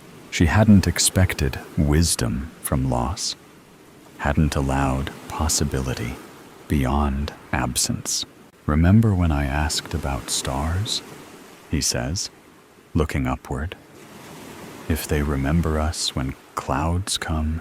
She nods, tears flowing without clinical categorization. "They do," he says with certainty. "Even when nobody's looking up, blue light pulses around them, not invading, but connecting. Stars above and blue beneath, creating space between memory and presence where healing begins. Your patients need you to remember too," he says, child's voice with unchildlike insight. "Not just me, but what happened." She nods, understanding forming from fractured pieces. Not compartmentalization, but integration. Not absence, but transformation. Not forgetting, but carrying forward. "I won't stop looking for you in the stars," she promises. His smile combines mischief with impossible wisdom. "Even when you forget, I'll remember. That's what stars do." When Mira awakens, dried tears trace her cheeks. Her office has transformed. Pearl gray walls now carry blue undertones that shift with changing light. Harvard credentials hang beside a child's drawing of constellations labeled "Me and Mommy's Star Map." The clock runs smoothly past 2:37, that moment acknowledged rather than avoided. On her desk sits a fountain pen filled with blue ink. Her deliberate choice now, not mysterious manifestation. Beside it, her appointment book with integration practice, replacing the blocks formerly labeled personal reflection. Not scheduled avoidance, but purposeful remembering. The phone rings. Dr. Chen about an urgent patient crisis. 300 days ago, she would have answered immediately. Today, she notes the time, 5:27 p.m. Elliot's astronomy club meets in her memory at 5:30. "I'll call back in 20 minutes, she tells the receptionist. "I have an important appointment first." She allows herself to remember for exactly 3 minutes. Blue sweater, constellation maps, questions about stars, before returning to professional responsibilities with renewed presence. Later that week, a new patient sits across from her, describing familiar patterns. "After my daughter's accident, I created separate compartments," the woman explains, fingers tracing invisible boundaries on the armrest. Work Susan never mentions Emily. Mother Susan only exists on scheduled Sundays, when I permit myself to visit her room. Mira recognizes her former self in this careful division. 300 days ago, she would have praised this compartmentalization as adaptive coping. Standard protocol suggests emotional containment during grief responses. Mira pauses, feeling blue ink against her fingertips. She deliberately sets her manual aside. "Protocols have their place," she says, leaning forward slightly, "but they can't account for how grief rewrites our internal maps. Compartmentalizing doesn't actually protect us. It fragments us. Integration doesn't mean constant pain, but allowing memory to exist alongside present moment." The woman's eyes fill with tears. "How?" "By acknowledging both your professional competence and your profound loss, not as separate identities, but as equally true aspects of who you are now." Later, Mira opens her own case file. She writes, "Subject demonstrates initial success in memory integration. Professional identity remains intact while accommodating emotional truth. Continued practice indicated." She pauses, then adds, "The stars remember us, even when we forget to look up." She signs the entry. Day 321. The blue ink catches light as it dries. Not the end of grief, but the beginning of carrying it differently. The next story will begin now. The Unspoken Relative. The door to the interrogation room creaked open. A girl was inside, still in the depths of REM sleep, did not stir. Sleep was all she had, her only escape and only therapy from her current fate.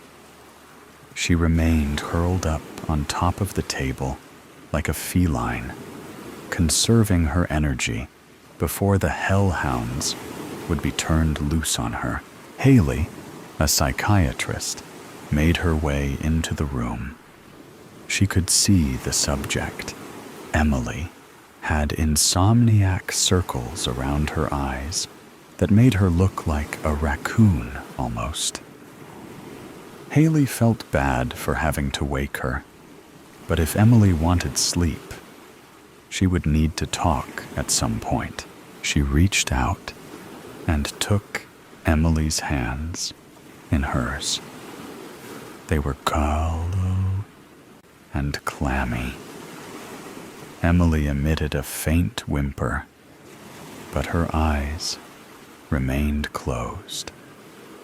Haley let go of her hands and brushed Emily's hair. Emily stirred, and her eyes sluggishly opened. Her dark eyes, with saucers for pupils, studied the green emeralds Haley had for eyes. They remained still, watching, then closed again. "Come on, hun. Time to get up." Haley spoke, lightly shaking her. Emily whimpered and covered her face with her arms. Haley stood and scooped her off the table. She expected a fight, but Emily remained docile in her grasp. Before Haley could put her down, Emily clung to her and rested her head on Haley's shoulder. It was difficult to imagine Emily was capable of what the police were accusing her of. Emily was acting more like an 8-year-old than 18. That could be cracked up to the recent traumatic experience she endured. She had recently learned who her real father was, after he took her mother, and stepfather hostage. Her mother was currently recovering from injuries in the hospital, while her stepfather had succumbed to his injuries. Emily wailed suddenly, catching Haley off guard. The reaction was so sudden that Haley almost dropped her. "Honey," Emily buried her face in Haley's chest, with heaving sobs that made her tremble all over. Haley rubbed her back and comforted her, something that Emily never got from anyone since they found her in the house.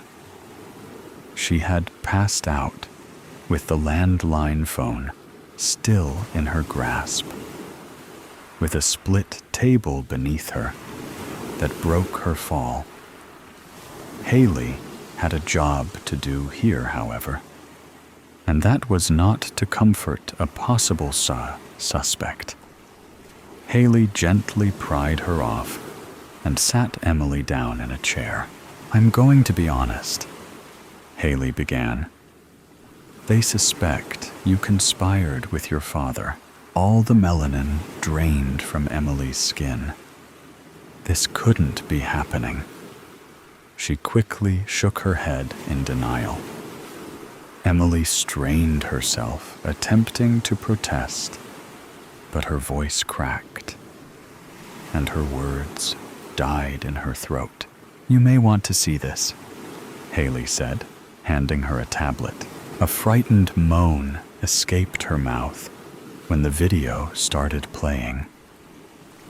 When Emily learned the truth, she attacked and interrogated her stepfather in the basement for putting a wool over her eyes, while her real father was otherwise engaged upstairs. And now, law enforcement suspected she was hiding her father's whereabouts. They intended to use this footage as leverage against her if she refused to cooperate. Her knees drew up to her chest as reality washed over her. His blood was on her hands too, whether she liked it or not. But this didn't mean that she conspired with her father. They needed to know that. Emily tried to speak again, but like before, her words could not reach the surface. Like baby sea turtles being plucked away by famished seagulls before reaching the ocean, words still eluded her. She buried her face in her hands, sighing shakily. Haley placed a small notebook before her along with a pencil. Emily sniffled and started to write. "So, he took your cuffs off for good behavior?" Haley asked. Emily nodded. "And after you found out the truth, you became angry with your stepfather?" Emily replied with a reluctant nod. She wrote her next question with a trembling hand. There's nothing I can do to avoid prison, is there? Emily pushed the notebook over to Haley, with tears starting to trickle down her face again. You can tell me where he is? Haley said. Emily whimpered in frustration. I don't know where he is, because I did not conspire with him. She wrote, It's not up to me on what happens to you, Haley began. But you need to give them something if you wish to avoid prison. Even if you didn't conspire with him, you still assaulted your stepfather, who is now dead. Emily huffed and snatched the notebook. My father's gun killed him, not me, she wrote. You stabbed your stepfather with a fork. He already had a severed leg and a missing finger, which I believe had his wedding ring on it. You very well could have. Do you think a jury would let you go free after that? Emily choked back a sob. I'm sorry, hun. I know you were under a great deal of stress, but that still does not excuse your actions. He's one of my teachers in high school, okay? Mr. Black is what he goes by. I'm sure that's how he found out that I was his daughter. Emily wrote, Okay, maybe that will help them find him. Anything else? Haley asked. Please, I need to be there for my mom, so she pulls through. Emily wrote, I'll see what they think about this. Haley said, taking the notebook with her. But after what you did to your stepfather, I doubt you'll be allowed to see your mother in the hospital. It's for her own safety. Emily's face fumed in disbelief at what she heard. With that, Haley left her to sit alone with her thoughts. 2. When the sheriff entered the interrogation room, Emily's heart sank like an anchor to the depths. She sheepishly wiped her tears away with her sleeves. Save your crocodile tears for another day, his eyes said. You'll be held at a local hotel under house arrest till your court date, the sheriff said, attaching a tracker to her ankle. You can use the phone inside the motel to call your mother in the hospital. Perhaps that will help you find your voice again. Better pray you find it by your court date. He continued, escorting her out. 3. On court day, her mother was not well enough to attend. However, she was thankfully still alive and recovering. Emily quietly sat next to her appointed lawyer. The judge and jury were informed that, due to the events Emily had been through, she had trouble speaking, and her lawyer would speak for her. They had given her a notebook and pen to use to communicate as well. Emily was prepared to own up to what she did, however. The crowd was certainly a surprise, which threw her off. She hoped it stemmed from curiosity about her father, rather than hatred towards her. She nervously watched as the judge made his way to the podium. He was an older gentleman with a horseshoe mustache that commanded respect. A man with true grit that would not hesitate to punish any poor soul that dared question his authority. To the full extent of the law, he despised any scumbag attorney that would willingly fight for a defendant that was obviously guilty. Emily could not tell what his initial impression was of her just yet. Take your seats, ladies and gentlemen. Let's be mindful of the jury and the defendant. Keep y'all's voices down so they can hear themselves think. The judge spoke as the jury filed in. Emily reluctantly turned to see who her selected peers would be. 6 women of varying ages filed in first. Perhaps she had a chance of being shown mercy after all. 6 men followed, and suddenly her throat felt deprived of oxygen, and her eyes dilated like saucers.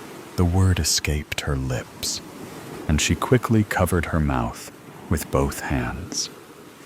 But the room had grown silent as a Buddhist temple.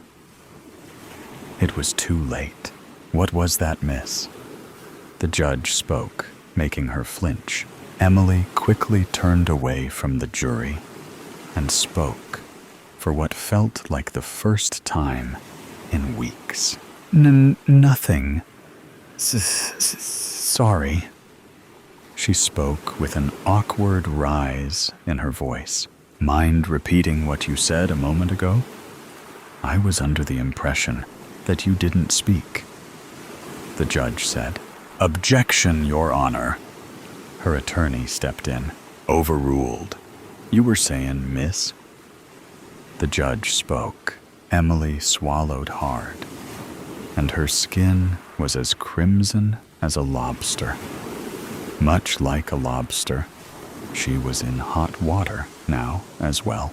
Do you want to be held in contempt for lying to the court about your condition? The judge asked.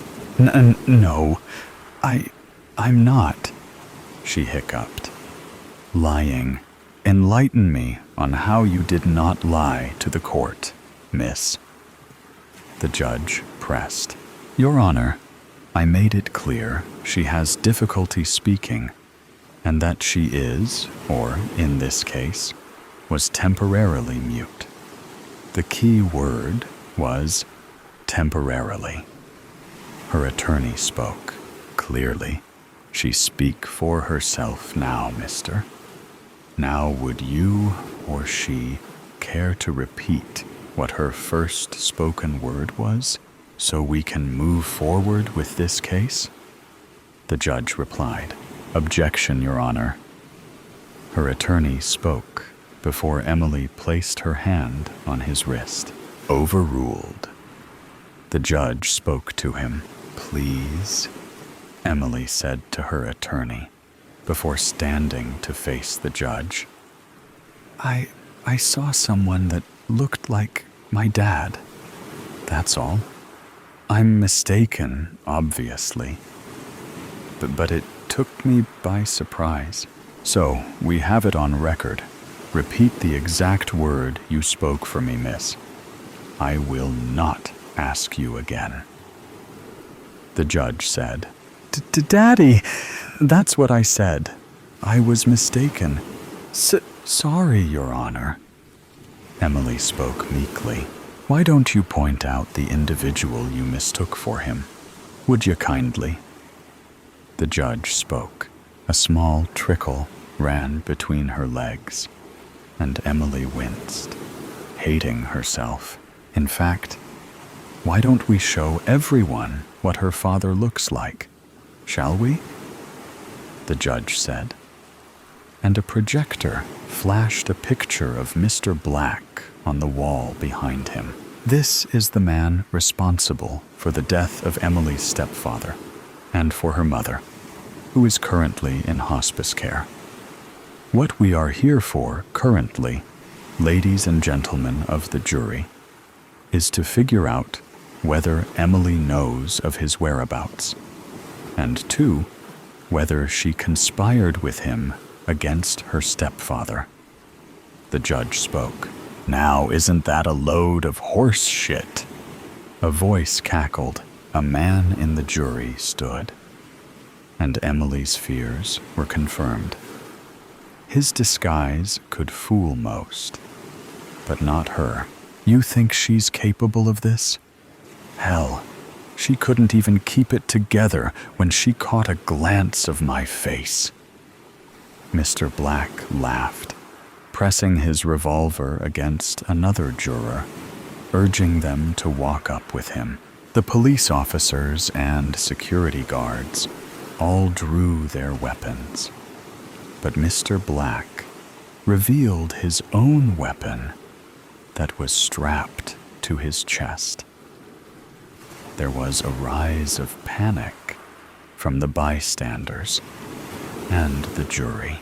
"Enough!" the judge roared, and the crowd simmered down. As the Joker once said, "Let's not blow this out of proportion. I'll only take a moment of your time, one way or another." Mr. Black said, "You've got balls showing your face around here."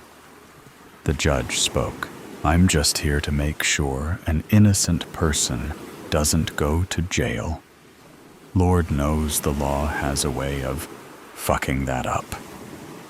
Mr. Black replied, "I propose an exchange then. You go to jail while she goes free. That, I reckon, is how it should have been all along." The judge said, "Ha! You should go on stage and see how far that joke gets ya." Mr. Black cackled. "What's the plan here? What's your end game?" the judge asked. "It's simple. If you all want to live, you let us leave quietly. Remember, the juror I replaced is elsewhere, awaiting your assistance," Mr. Black said. The judge, a veteran from the war in Afghanistan, recognized the bomb Mr. Black had strapped to his chest. It was capable of taking out a whole block. Everyone inside this building would be cooked like a Thanksgiving turkey when all was said and done. "Drop y'all's weapons," the judge ordered. The officers followed suit. "Let's be on our way, Emily." Mr. Black spoke. A frightened moan escaped her mouth. She had no idea her father was capable of this. He would be labeled as a terrorist in the news. There was no coming back from that. "Don't waste my time, sweetheart," Mr. Black hissed, pressing his revolver against the juror's forehead. Emily whimpered and reluctantly stood up. "Can you tell me where the other juror is before you go?" the judge asked. "Good man," Mr. Black said, opening the door to the judge's quarters. Through there was a quick exit to the parking lot. "I left a note with an address under my juror seat. If anyone stops me, that place will blow too," Mr. Black said. Emily gagged as her nerves started getting the better of her. This was all too much to take in.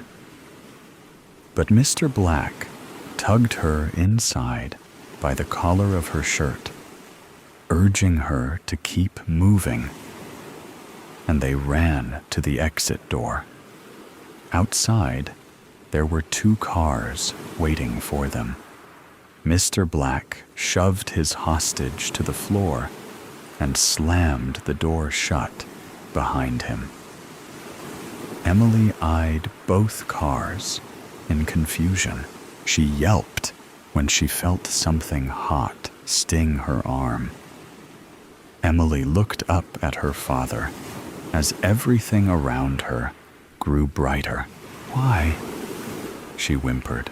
"Can't risk you having second thoughts," Mr. Black replied with a wink, removing the small needle from her arm. Emily was too weak to resist when he laid her down in the back seat of a Chrysler 300.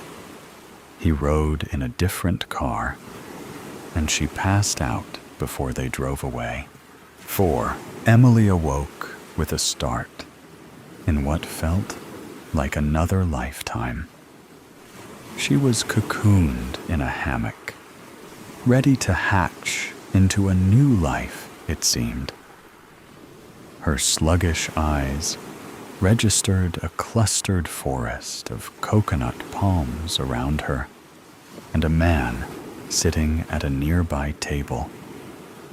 He wore a straw hat and was sipping on a pina colada. "Welcome back," Mr. Black said. The ocean was a shimmering shade of teal in the sunlight, roaring in the distance. "Is Mom okay?" Emily slurred. "She'll be fine," Mr. Black said. "But she'll need her distance for some time before she forgives us. We think it's over, but in fact, it's just begun. The next story will thrill you in a completely different way. Death of the Lilacs." I never should have opened that letter. But from the moment my fingers brushed the aged paper, thin and fragile, it seduced me. It all started on estate sale day. On any other Thursday, I would wake up crazy excited, strip out of my cotton PJs, and swap them for jeans and my gray V-neck, the one with vintage across the chest in fading white vinyl. I would appreciate the scent of the fresh lilacs that had just bloomed outside my window, their enchanting aroma drifting in as a passenger on the early morning breeze. Then I'd head out for a long, adventurous day of treasure hunting. There's something magical about rescuing a forgotten piece of furniture or trinket. It drives me, knowing that each piece will start a new life, absorbing new memories. It is intoxicating. But that Thursday, I woke up with an uneasy feeling that I immediately brushed off, assuming it was residual bad dream funk. Through my vintage lace curtains, I could see evidence of a cloudy day, doing nothing to brighten my spirit or improve my mood. And then there were the lilacs. This morning, their fragrance was thick, overpowering, and instantly turned my stomach. With an irritated mumble, I reached over and slid the window shut with a sharp thud. Pulling the blanket over my head, I heavily considered going back to sleep. However, 15 minutes later, I was dressed and headed out the door. Unheard of for me. It was as if I had somewhere urgent to be, but when I checked my calendar app, there was nothing booked.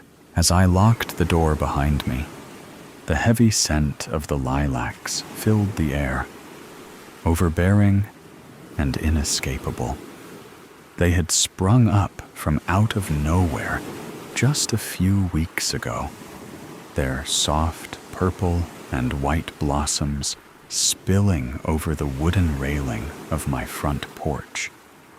At first, I welcomed them, admired them, but now they felt invasive, their presence needling at my already fraying mood. I had been at the first sale of the day for about half an hour, and it seemed like a bust. After wandering from room to room, sifting through boxes and stacked containers of someone else's memories, I was just about ready to head to the next stop on my Google Maps list. As I stepped into the kitchen, I suddenly lost my balance and grabbed the long slab of butcher block countertop to steady myself. Instantly, my senses were overwhelmed. Years of long-forgotten Sunday morning breakfasts, afternoon bread proofs, and late-night Christmas cookie bakes. The heavy scent of bacon and coffee made me dizzy and hungry at the same time. I heard a child laughing and turned to see a little girl hiding her giggles behind a cupped hand as she pointed at Tom, chasing Jerry across the flickering screen of an old tube TV. Then a scream rang out, sharp and raw, echoing into my soul, almost as if it came from within.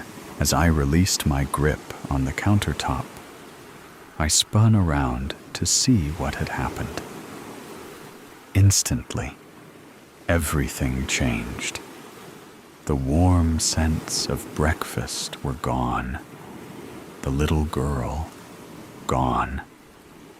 The TV wasn't even plugged in, its frayed cord hanging eerily off to the side. It was just the humdrum sound of a normal estate sale, with people milling about and haggling the cashier with lower price offers. I just stood still, trying to breathe and make sense of what had just happened before I could grasp any ounce of stability.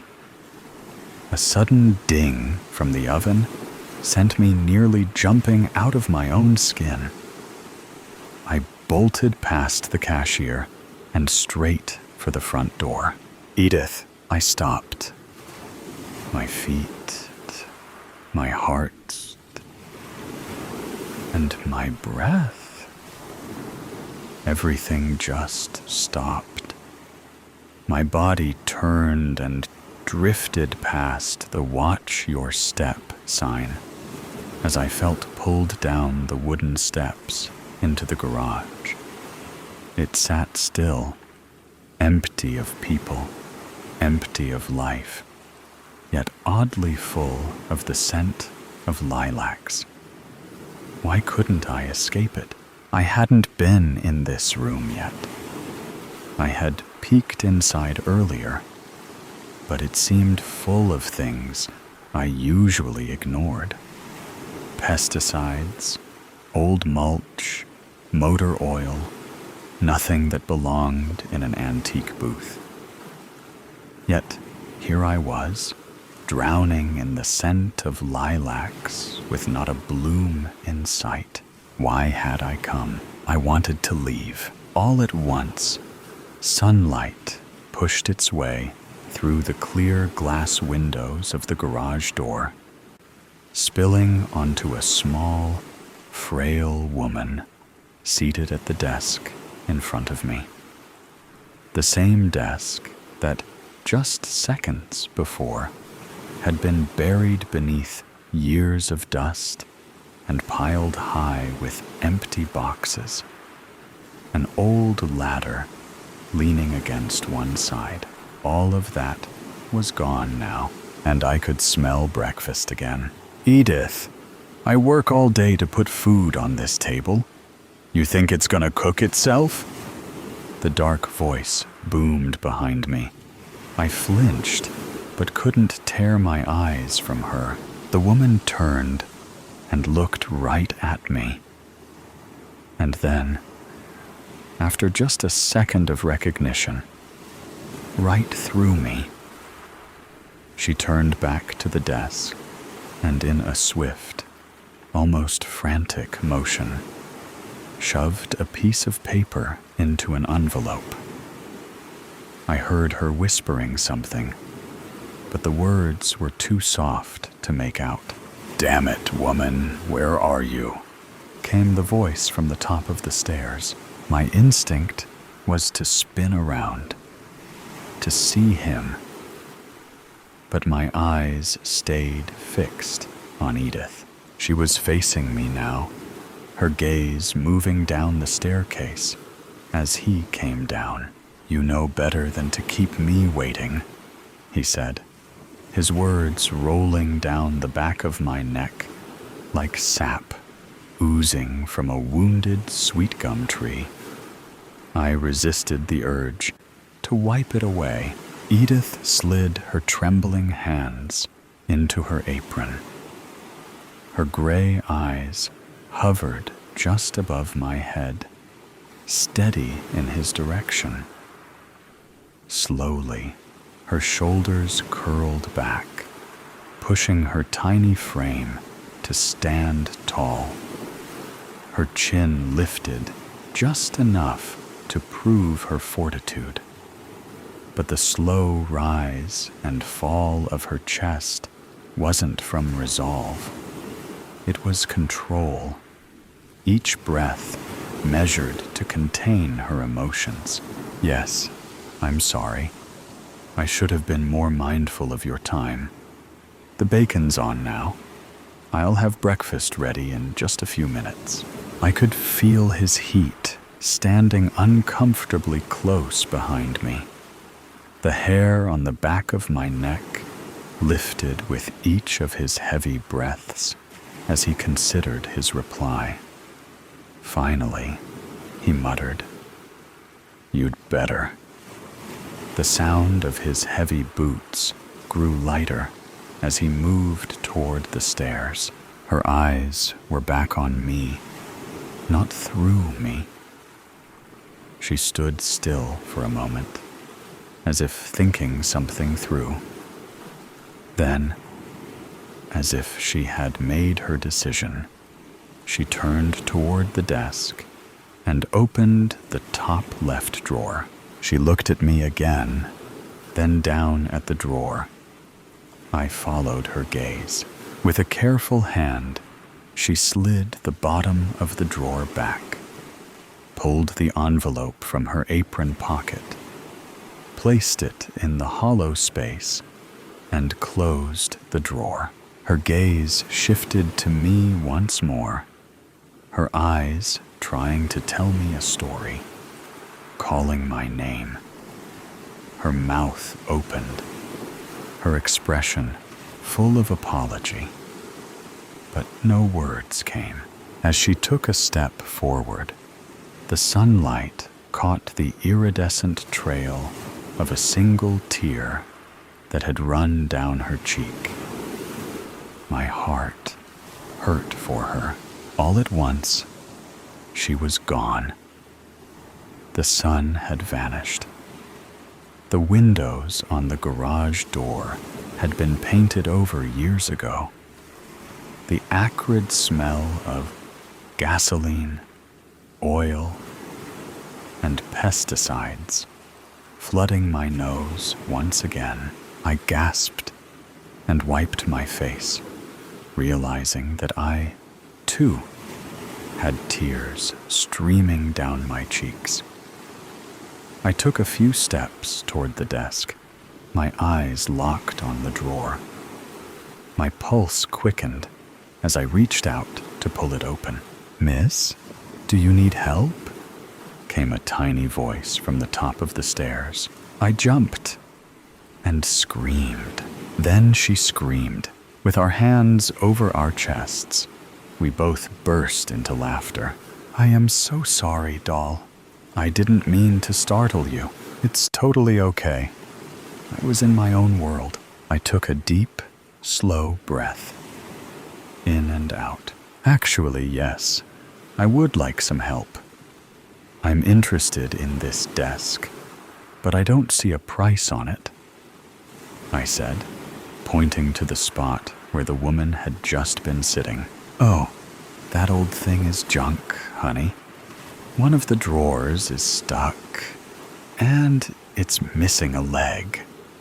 She turned to head back through the door. I looked at the desk, then back at her. "All the same, I'd love to take it off your hands. Would you take 20 for it?" She stopped and turned around. Her expression shifted. I could see the dollar signs in her eyes and a slight hint of a smirk on her lips. Then, just as quickly, it changed again to a look of faux concern. "Well, that did belong to the homeowner, and I am trying to get the family top dollar.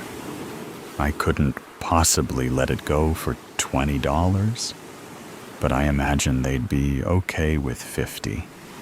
Does that work for you? $20 is usually my price point for old furniture. $20 and little to no damage, other than age. But she was asking $50, and it would need extensive repairs. Not that I was buying it for resale anyway. Honestly, I felt like I was out of mind when I agreed. But the next thing out of my mouth was, "Sure, 50 is great. Can I have someone pick it up in an hour?" Well now, that would be lovely. The edges of the woman's mouth curled into a slow, knowing grin, full of satisfaction, like a cat licking cream from its whiskers. 4 hours, 3 stops, and 2 cups of Java later, I was back home, where Jeff, my boyfriend, not boyfriend, was waiting in front of my driveway with the desk. "Sadie, what were you thinking? This is a piece of junk. Please tell me you got it for free?" he grumbled as I slid out of my Jeep. He leaned against the bed of his truck, arms folded, looking cute, but not happy. "Oh, come on. You can see it has great bones," I said, resting my hand on the side of his face as I stood on my tiptoes and gave him a light kiss. He looked into my eyes, sighed, and wrapped his arms around me.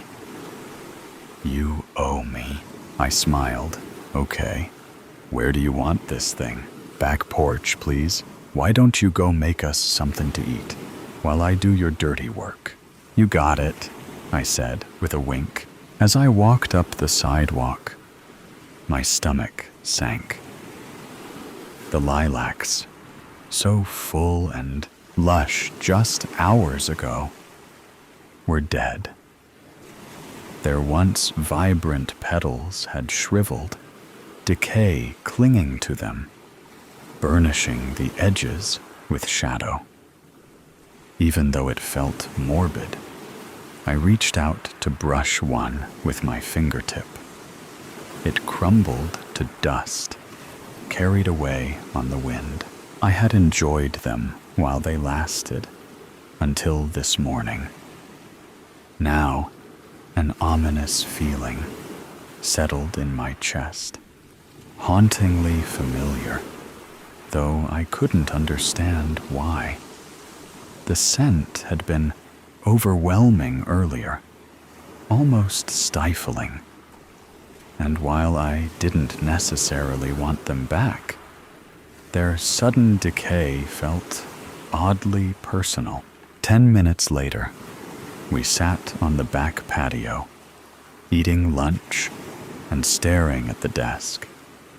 I debated whether I should tell him about what I had experienced earlier. We had been seeing each other for about 6 months, and things were going mostly okay. He didn't want to put a label on things, which felt like a little bit of a red flag. But I wanted to see where things went a little longer. He had some great qualities. Only time would tell if they outweighed the rest. I really did want things to progress between us, and they say communication is key. So I decided to tell him. As I told him the story, he ate his chicken salad sandwich and slurped his lemonade, his eyes fixed on me, except for the occasional glance at the desk. When my story was over, he wiped his mouth with one of my daisy-covered napkins, downed the rest of his lemonade, and said, "Well then, Let's get this drawer open. He made quick work of the stuck drawer, and after searching for only a second, found the notch that slid back the false bottom. I couldn't believe it. The false bottom alone was a stretch, but seeing the letter sitting there in real life, insane. I reached into the drawer and picked up the envelope, my hands trembling just as Edith's had, but for different reasons. The paper was aged, its edges rough and slightly brittle. I turned it over, lifted the flap, and slowly pulled out the lilac-colored paper, careful not to damage it. Hauntingly beautiful. It was clearly handmade, bits of lilac petals pressed between its uneven fibers. Should I open it? I glanced at Jeff. He shrugged. That's up to you. I wasn't sure. Edith's eyes had been haunted, and while part of me felt like I was meant to open the letter, another part couldn't shake the sadness in her eyes. It lingered, heavy and unsettling. Still, something pulled at me, urging me to open it. Before I even realized what I was doing, I unfolded the letter, top first, then bottom. One single line stretched across the middle of the page. I wanted to warn you. I was trapped. I am sorry. I read the line again.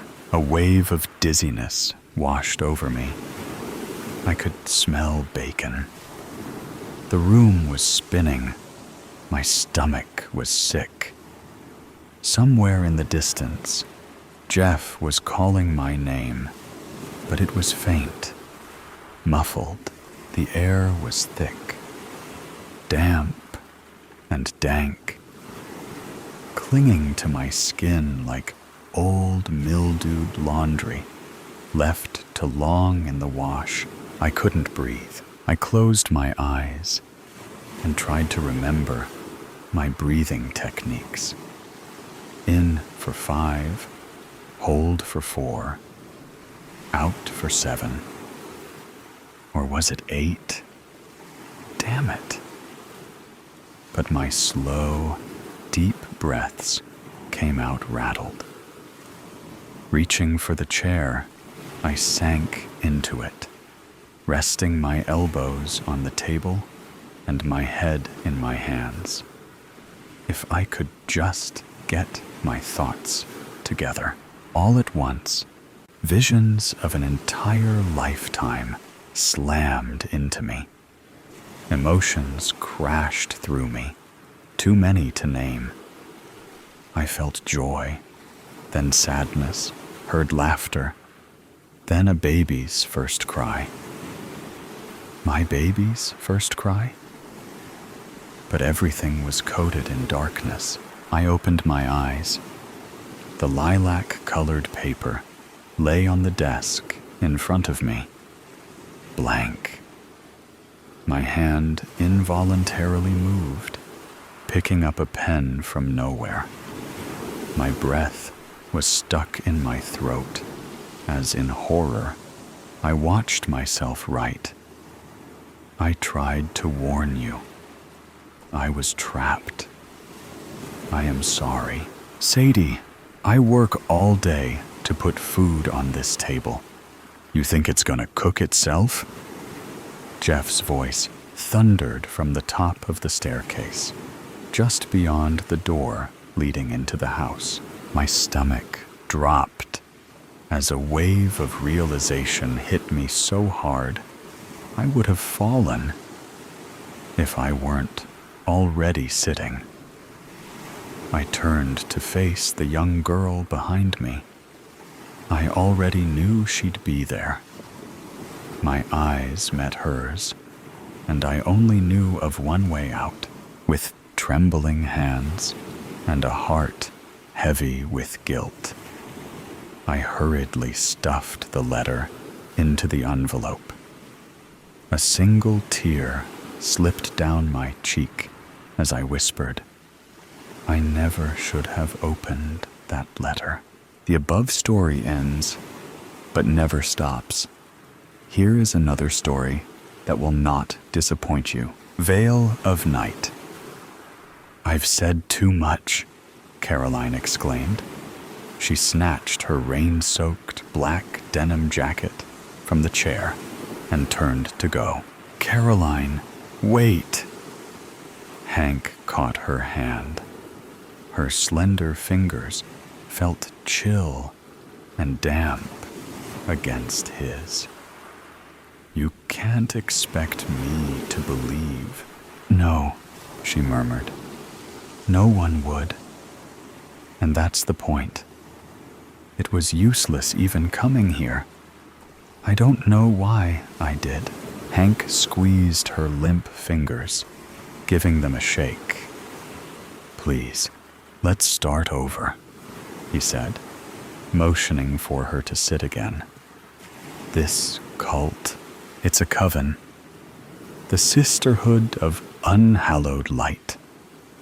She fidgeted with a lock of damp, auburn hair stuck to her pale forehead. "Right, the Sisterhood. So, a few women who get together and play at witchcraft? There are 12. They wanted me to join, and I thought I wanted that too. But Caroline caught her bottom lip between her teeth. The midnight hue of her black lipstick was a stark contrast to the pallor of her skin. She took a breath, and the words tumbled from her. I feel seen by them, like they really get me. They accept me. They celebrate me, just as I am. And what they offer, the sense of belonging, the knowledge, power. I thought, why shouldn't I? A flash of lightning lit the rain-spattered window, with a crack of thunder following close behind. Caroline's eyes grew large with panic, and she twisted in her seat to look outside. "There are things we shouldn't play with," she whimpered. "I know that now. I've completed 2 of the 3 initiation rituals with the Sisterhood. And you're saying this torrential rain we've been having these past 3 days is part of that? That's awfully biblical, isn't it?" "This isn't hurricane season, Hank," he shrugged and twisted his mouth in a half-ways grin. "With weather patterns these days, who can tell what season it is anymore?" "It was me. It was the Sisterhood. It's part of the ritual, part of the summoning. Coincidence, that's all." She clutched his arm where the sleeve of his t-shirt ended, digging her cold, clammy fingers into his bicep, and pleaded, "You wouldn't say that if you knew what I've done, what I've gone through to make this happen." "Caroline," she let go of Hank's arm and fumbled with the top buttons of her black shirt. Yanking one half of it to her left side, she exposed part of her chest. A long vertical slash was bisected by a shorter one, forming an inverted cross over her heart. The 2 slashes stood out as angry purplish-red marks on her otherwise smooth, pale flesh, and were knitted together with black stitches. They made me promise my heart to Valthus, the formless entity of writhing darkness whom they worship. Hank stared for a moment, then sputtered, "Valthus? Your heart? Come on, Caroline. What? Am I supposed to believe they've cut out your heart? Isn't it usually the soul these sort of fanatics are after?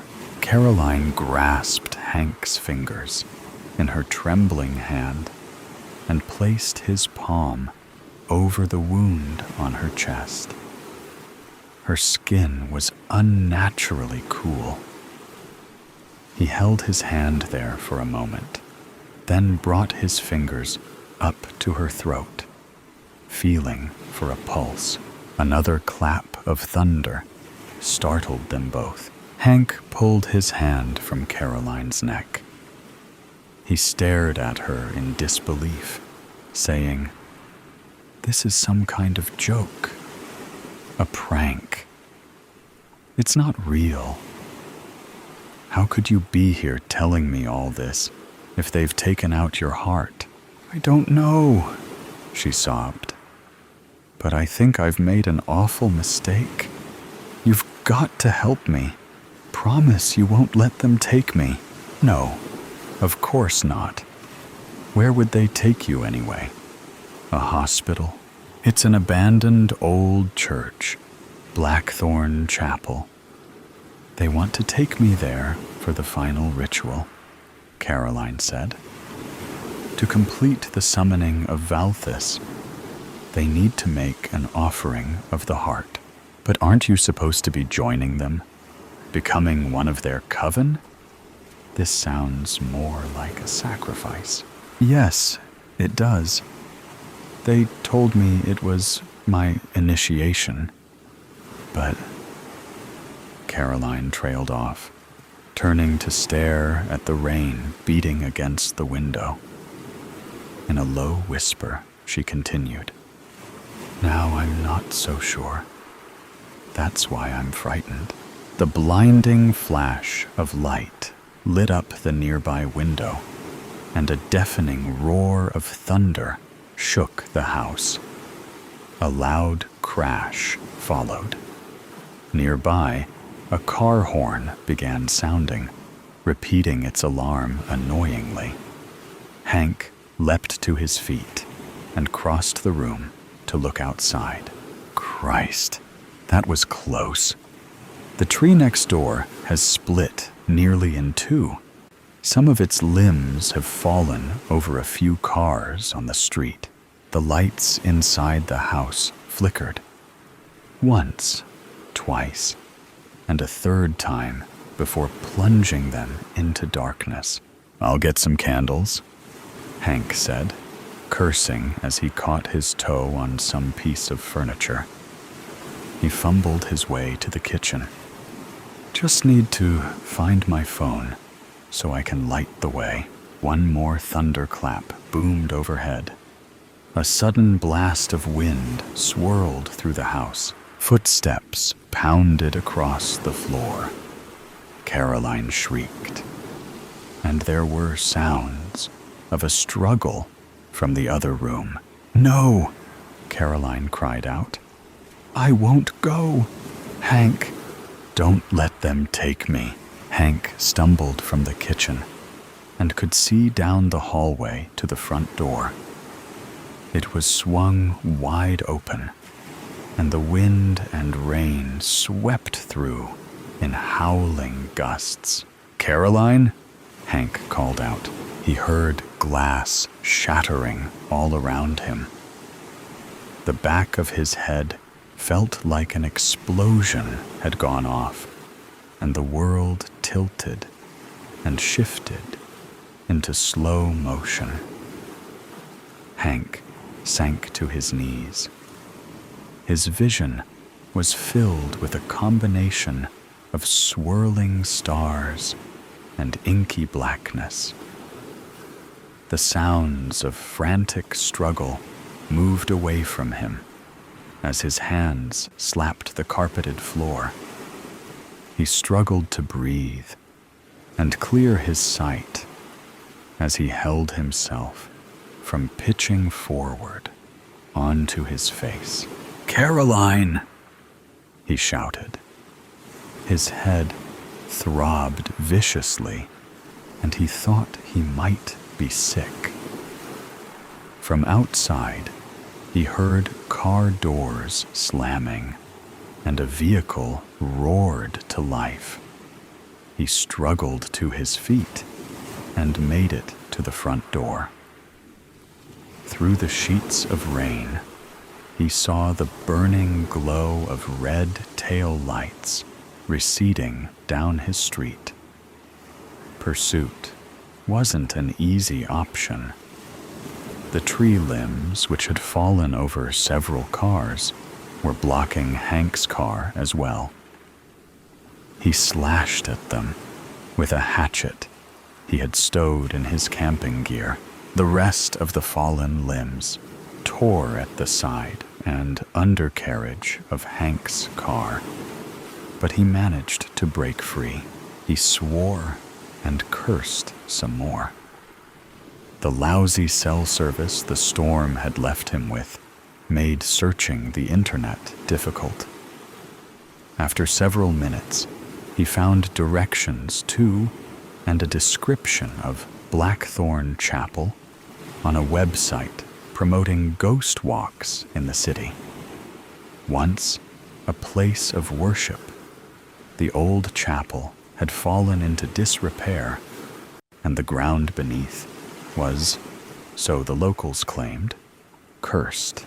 It took nearly an hour to detour around storm debris and reroute past streets that had been rendered impassable before he arrived at his destination.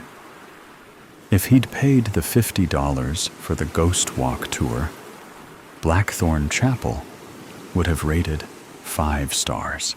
It was surrounded by an overgrown and tangled hedge of blackthorn shrubs, buffeted by the wind and rain. The gnarled limbs seemed to claw at the twilit sky, as though grasping at something unseen. The crumbling stone walls were cracked and weathered. The roof was partially caved in, showing an outline of jagged edges that looked like the jaws of some wild beast snarling or snapping at the heavens. And the heavy wooden doors were worn and splintered and hanging slightly ajar on great rusted iron hinges. The jet-black gloom beyond the entrance seemed more of warning to sensible folk rather than an invitation to step inside. But if there was any chance he might save Caroline, inside was where Hank needed to be. He passed through an opening in the rough hedge, careful not to let the thorns sink their barbs into him. Walking in through the front entrance, he'd decided, would be courting failure. He might as well put his head through a noose. Instead, Hank crept around to the side of the run-down property, searching for another way into the chapel. Lightning lit the horizon several miles off. The brief flash revealed to him that he was creeping through a graveyard, which was part of the chapel grounds. Most of the headstones were crooked, sinking into the ground. Some had fallen or been knocked over. Many lay half-buried in tufted humps of wild grass. With a sense of dread, he picked his way carefully through the tangle of ancient stones and grass until he was out of the graveyard and could lean against the chapel wall. His heart was pounding as he panted silently, trying to catch his breath. Above the howling of the storm, a sound caught his ear. Soft at first, but regular, insistent, and coming from inside the chapel. Hank strained to make out what he was hearing. It was definitely chanting of some sort. Hank edged along the stone wall to the back of the crumbling old building. The ground sloped down, revealing the foundations of the chapel. He spotted a break in the wall and rushed to it. It was a narrow space, but large enough, he felt, to squeeze inside. Before he did so, Hank hefted the hatchet in his hand. He couldn't imagine actually using it to hack away at some unseen coven member. That would be slasher movie extreme. He twisted it around in his hand so that the square end faced out, becoming his weapon. He sucked in a few deep breaths, questioning his sanity. Then he scraped and squeezed his way through the narrow space. Feeling his way around in the dark, Hank discovered a series of long wooden boxes. Great, he thought. Could this night get any spookier? He'd found his way into the crypt. It took him a few minutes to pick his way around, but he eventually found a set of stairs leading to the proper part of the chapel. This was one of the cloisters, or side chapels. The chanting was more distinct. He could make out the words, "Valthis, Valthis, veil of night, drown the stars, consume the light from the maw, where silence dies, open now your 1,000 eyes." He edged carefully toward a gap in the wall, which entered into the chapel's nave. There were broken pews scattered throughout the space, casting long shadows from the candles, which lit up the altar at the front. Shadow deep and shadow wide, stretch the fold, let worlds collide. What was whole? Let it decay, let the void now have its way. He saw Carolyn, bound and gagged. She was wide-eyed and frantic, struggling to break free of her bonds. Unseen horror, whispered breath, we call you forth. We offer death, one by one, we fade. We kneel, take our names, unmake us real. A quick count revealed only 8 figures in hooded robes surrounding Caroline. He thought she'd said they were 12 in number. But this would be better odds. Hank hefted the hatchet in his hand one more time, feeling as confident as a person could ever be faced with such a scene. He took one step forward, but that was as far as he got. He was grasped from behind, his arms, legs, and even his torso in the grip of unseen talon-like hands. With swift force, they pulled him backwards, throwing him off balance. A ragged cloth was pressed over his nose and mouth. He struggled and tried to scream. Then blackness engulfed him. When he came to, Hank found he was now stretched out over the altar.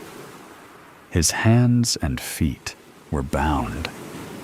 Looking up, he could see eerie shadows playing across the vaulted arch above.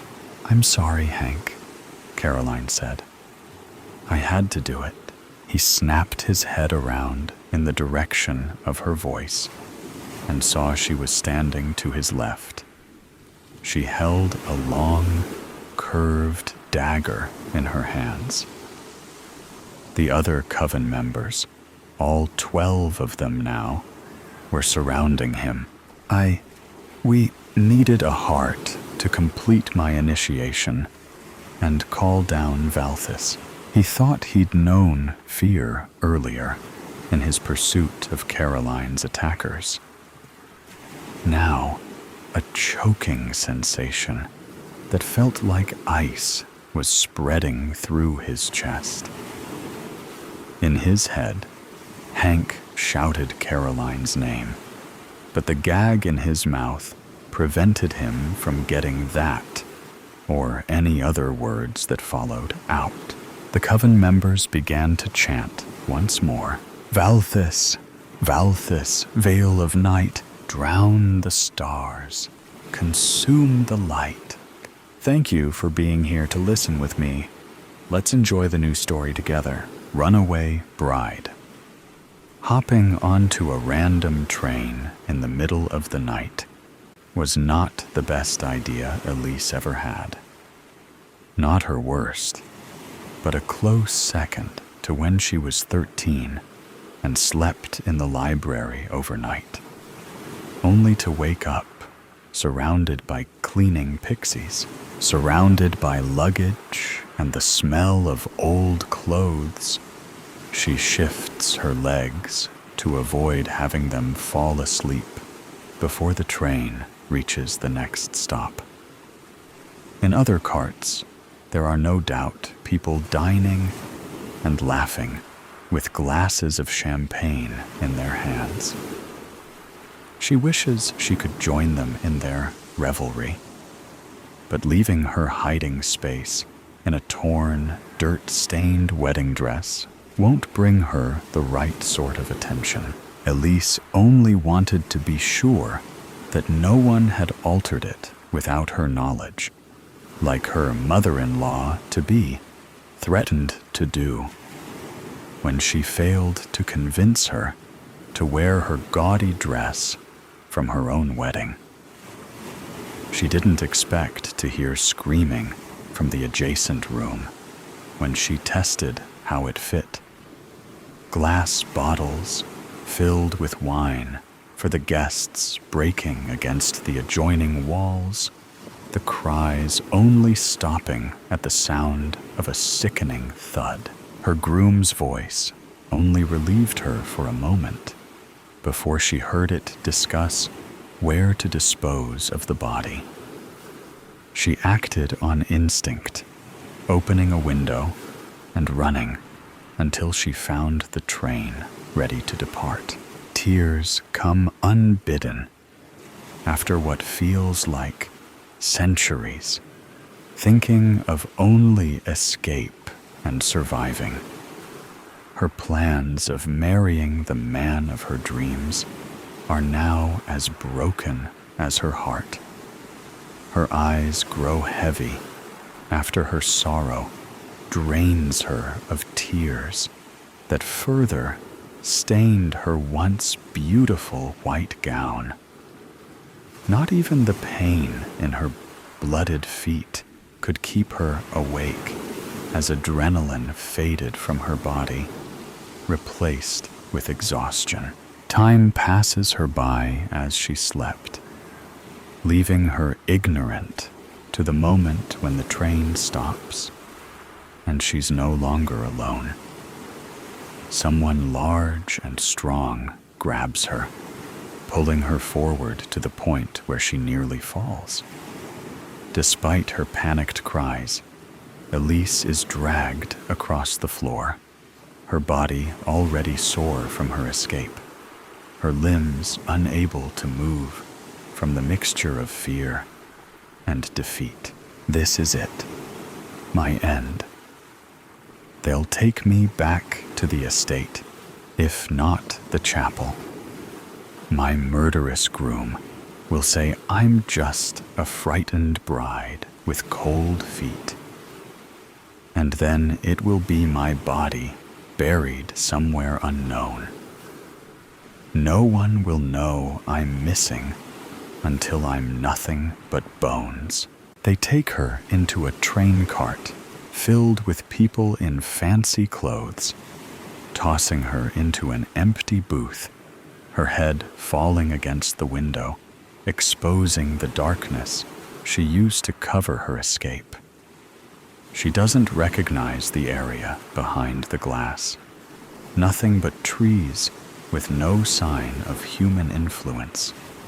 Despite the throbbing in her skull, Elise turns her head to the gawking crowd staring back at her in confusion and horror. Their meal interrupted by her unexpected entrance. Only a lone man in a trench coat and wide-brimmed hat has a neutral expression when looking at her. "Is this everyone?" the man asks a uniformed man, the one she assumes brought her here. "Yes, sir. All the passengers are accounted for, and our stowaway." "Any sign of the necklace?" "No, sir." The man in the trench coat sighs in frustration. Elise shrinks into herself as the eyes surrounding her seem to search through her soul. "Who is she?" one whispers. "I don't know. I don't recognize her." "Wait, isn't there a wedding this morning? The Von Gray and Carlyle families, right? It can't be Elise Carlyle. She wouldn't be caught dead in such a state. Besides, why would she be running from her own wedding? They've known each other for years." Elise opens her mouth to explain everything. Yet no words would come. Try as she might, the only sound she can make is a strangled cry. The man in the trench coat walks down the small path separating the row of booths, hands behind his back in thought. Everyone else remains where they are, their panicked whispers filling the small space with dread. "Detective, what are your plans?" someone asks. "I already have the train staff searching for the missing jewelry. The conductor is aware of this, and I've informed him to keep the train here until the necklace is found. If the thief wishes to reach Bridgeway, they will have to confess. Otherwise, we'll wait until the local police arrive to interrogate everyone." The chatter rises to frustrated protests. The person who dismissed her identity, a middle-aged woman with a large hat decorated with silk flowers, rose from her seat. "This is preposterous. I have somewhere to be, and being fashionably late isn't an option. If I'm not in the pews at the chapel with the other guests, when the bride walks down the aisle, the shame will ruin my reputation and standing in society." The detective ignores her outburst to write down something in his notepad. The older woman, realizing her declaration failed to sway the detective, reaches for her purse, opening it and searching until she pulls out a hand mirror. Its metal frame shaped into soft vines with glowing stones for flowers. Elise recognizes her seeing mirror as the work of a famous artisan in Bridgeway, the place where the chapel awaited her, and what she once thought would be the start of her new life. The older woman leaves her seat, not making any effort to hide what she's doing from the detective or the other passengers. If he suspects something, he doesn't show it as he eyes the passengers. The older woman finds a small corner with an empty booth, turning her back to the others as she presses the flowers and whispers a few words to connect with another seeing mirror. Elise can only see a flash of light from the mirror before the detective takes position across from her, blocking her view. "Care to answer some questions?" Elise tries once more to speak. And again, only a sound of pain escapes her lips. The detective's hardened expression shifts slightly as she pretends to write with an invisible pen on the table. Here, you can use mine. Now, first question. How did you get on the train? Elise writes down a few words. Open door. Got on before the train left. And why did you get on the train? Running away. Heard a murder. Groom and groomsmen. Don't know who was killed, but was scared. Your future husband and his groomsmen killed someone? What else can you tell me? Screaming, fighting, glass shattering, silence. Then groom says they need to hide the body. The detective continues to ask her questions. Elise responding with what few words she could conjure from her mind, without fear settling in. When the interrogation is over, Elise feels hollow, yet despondent.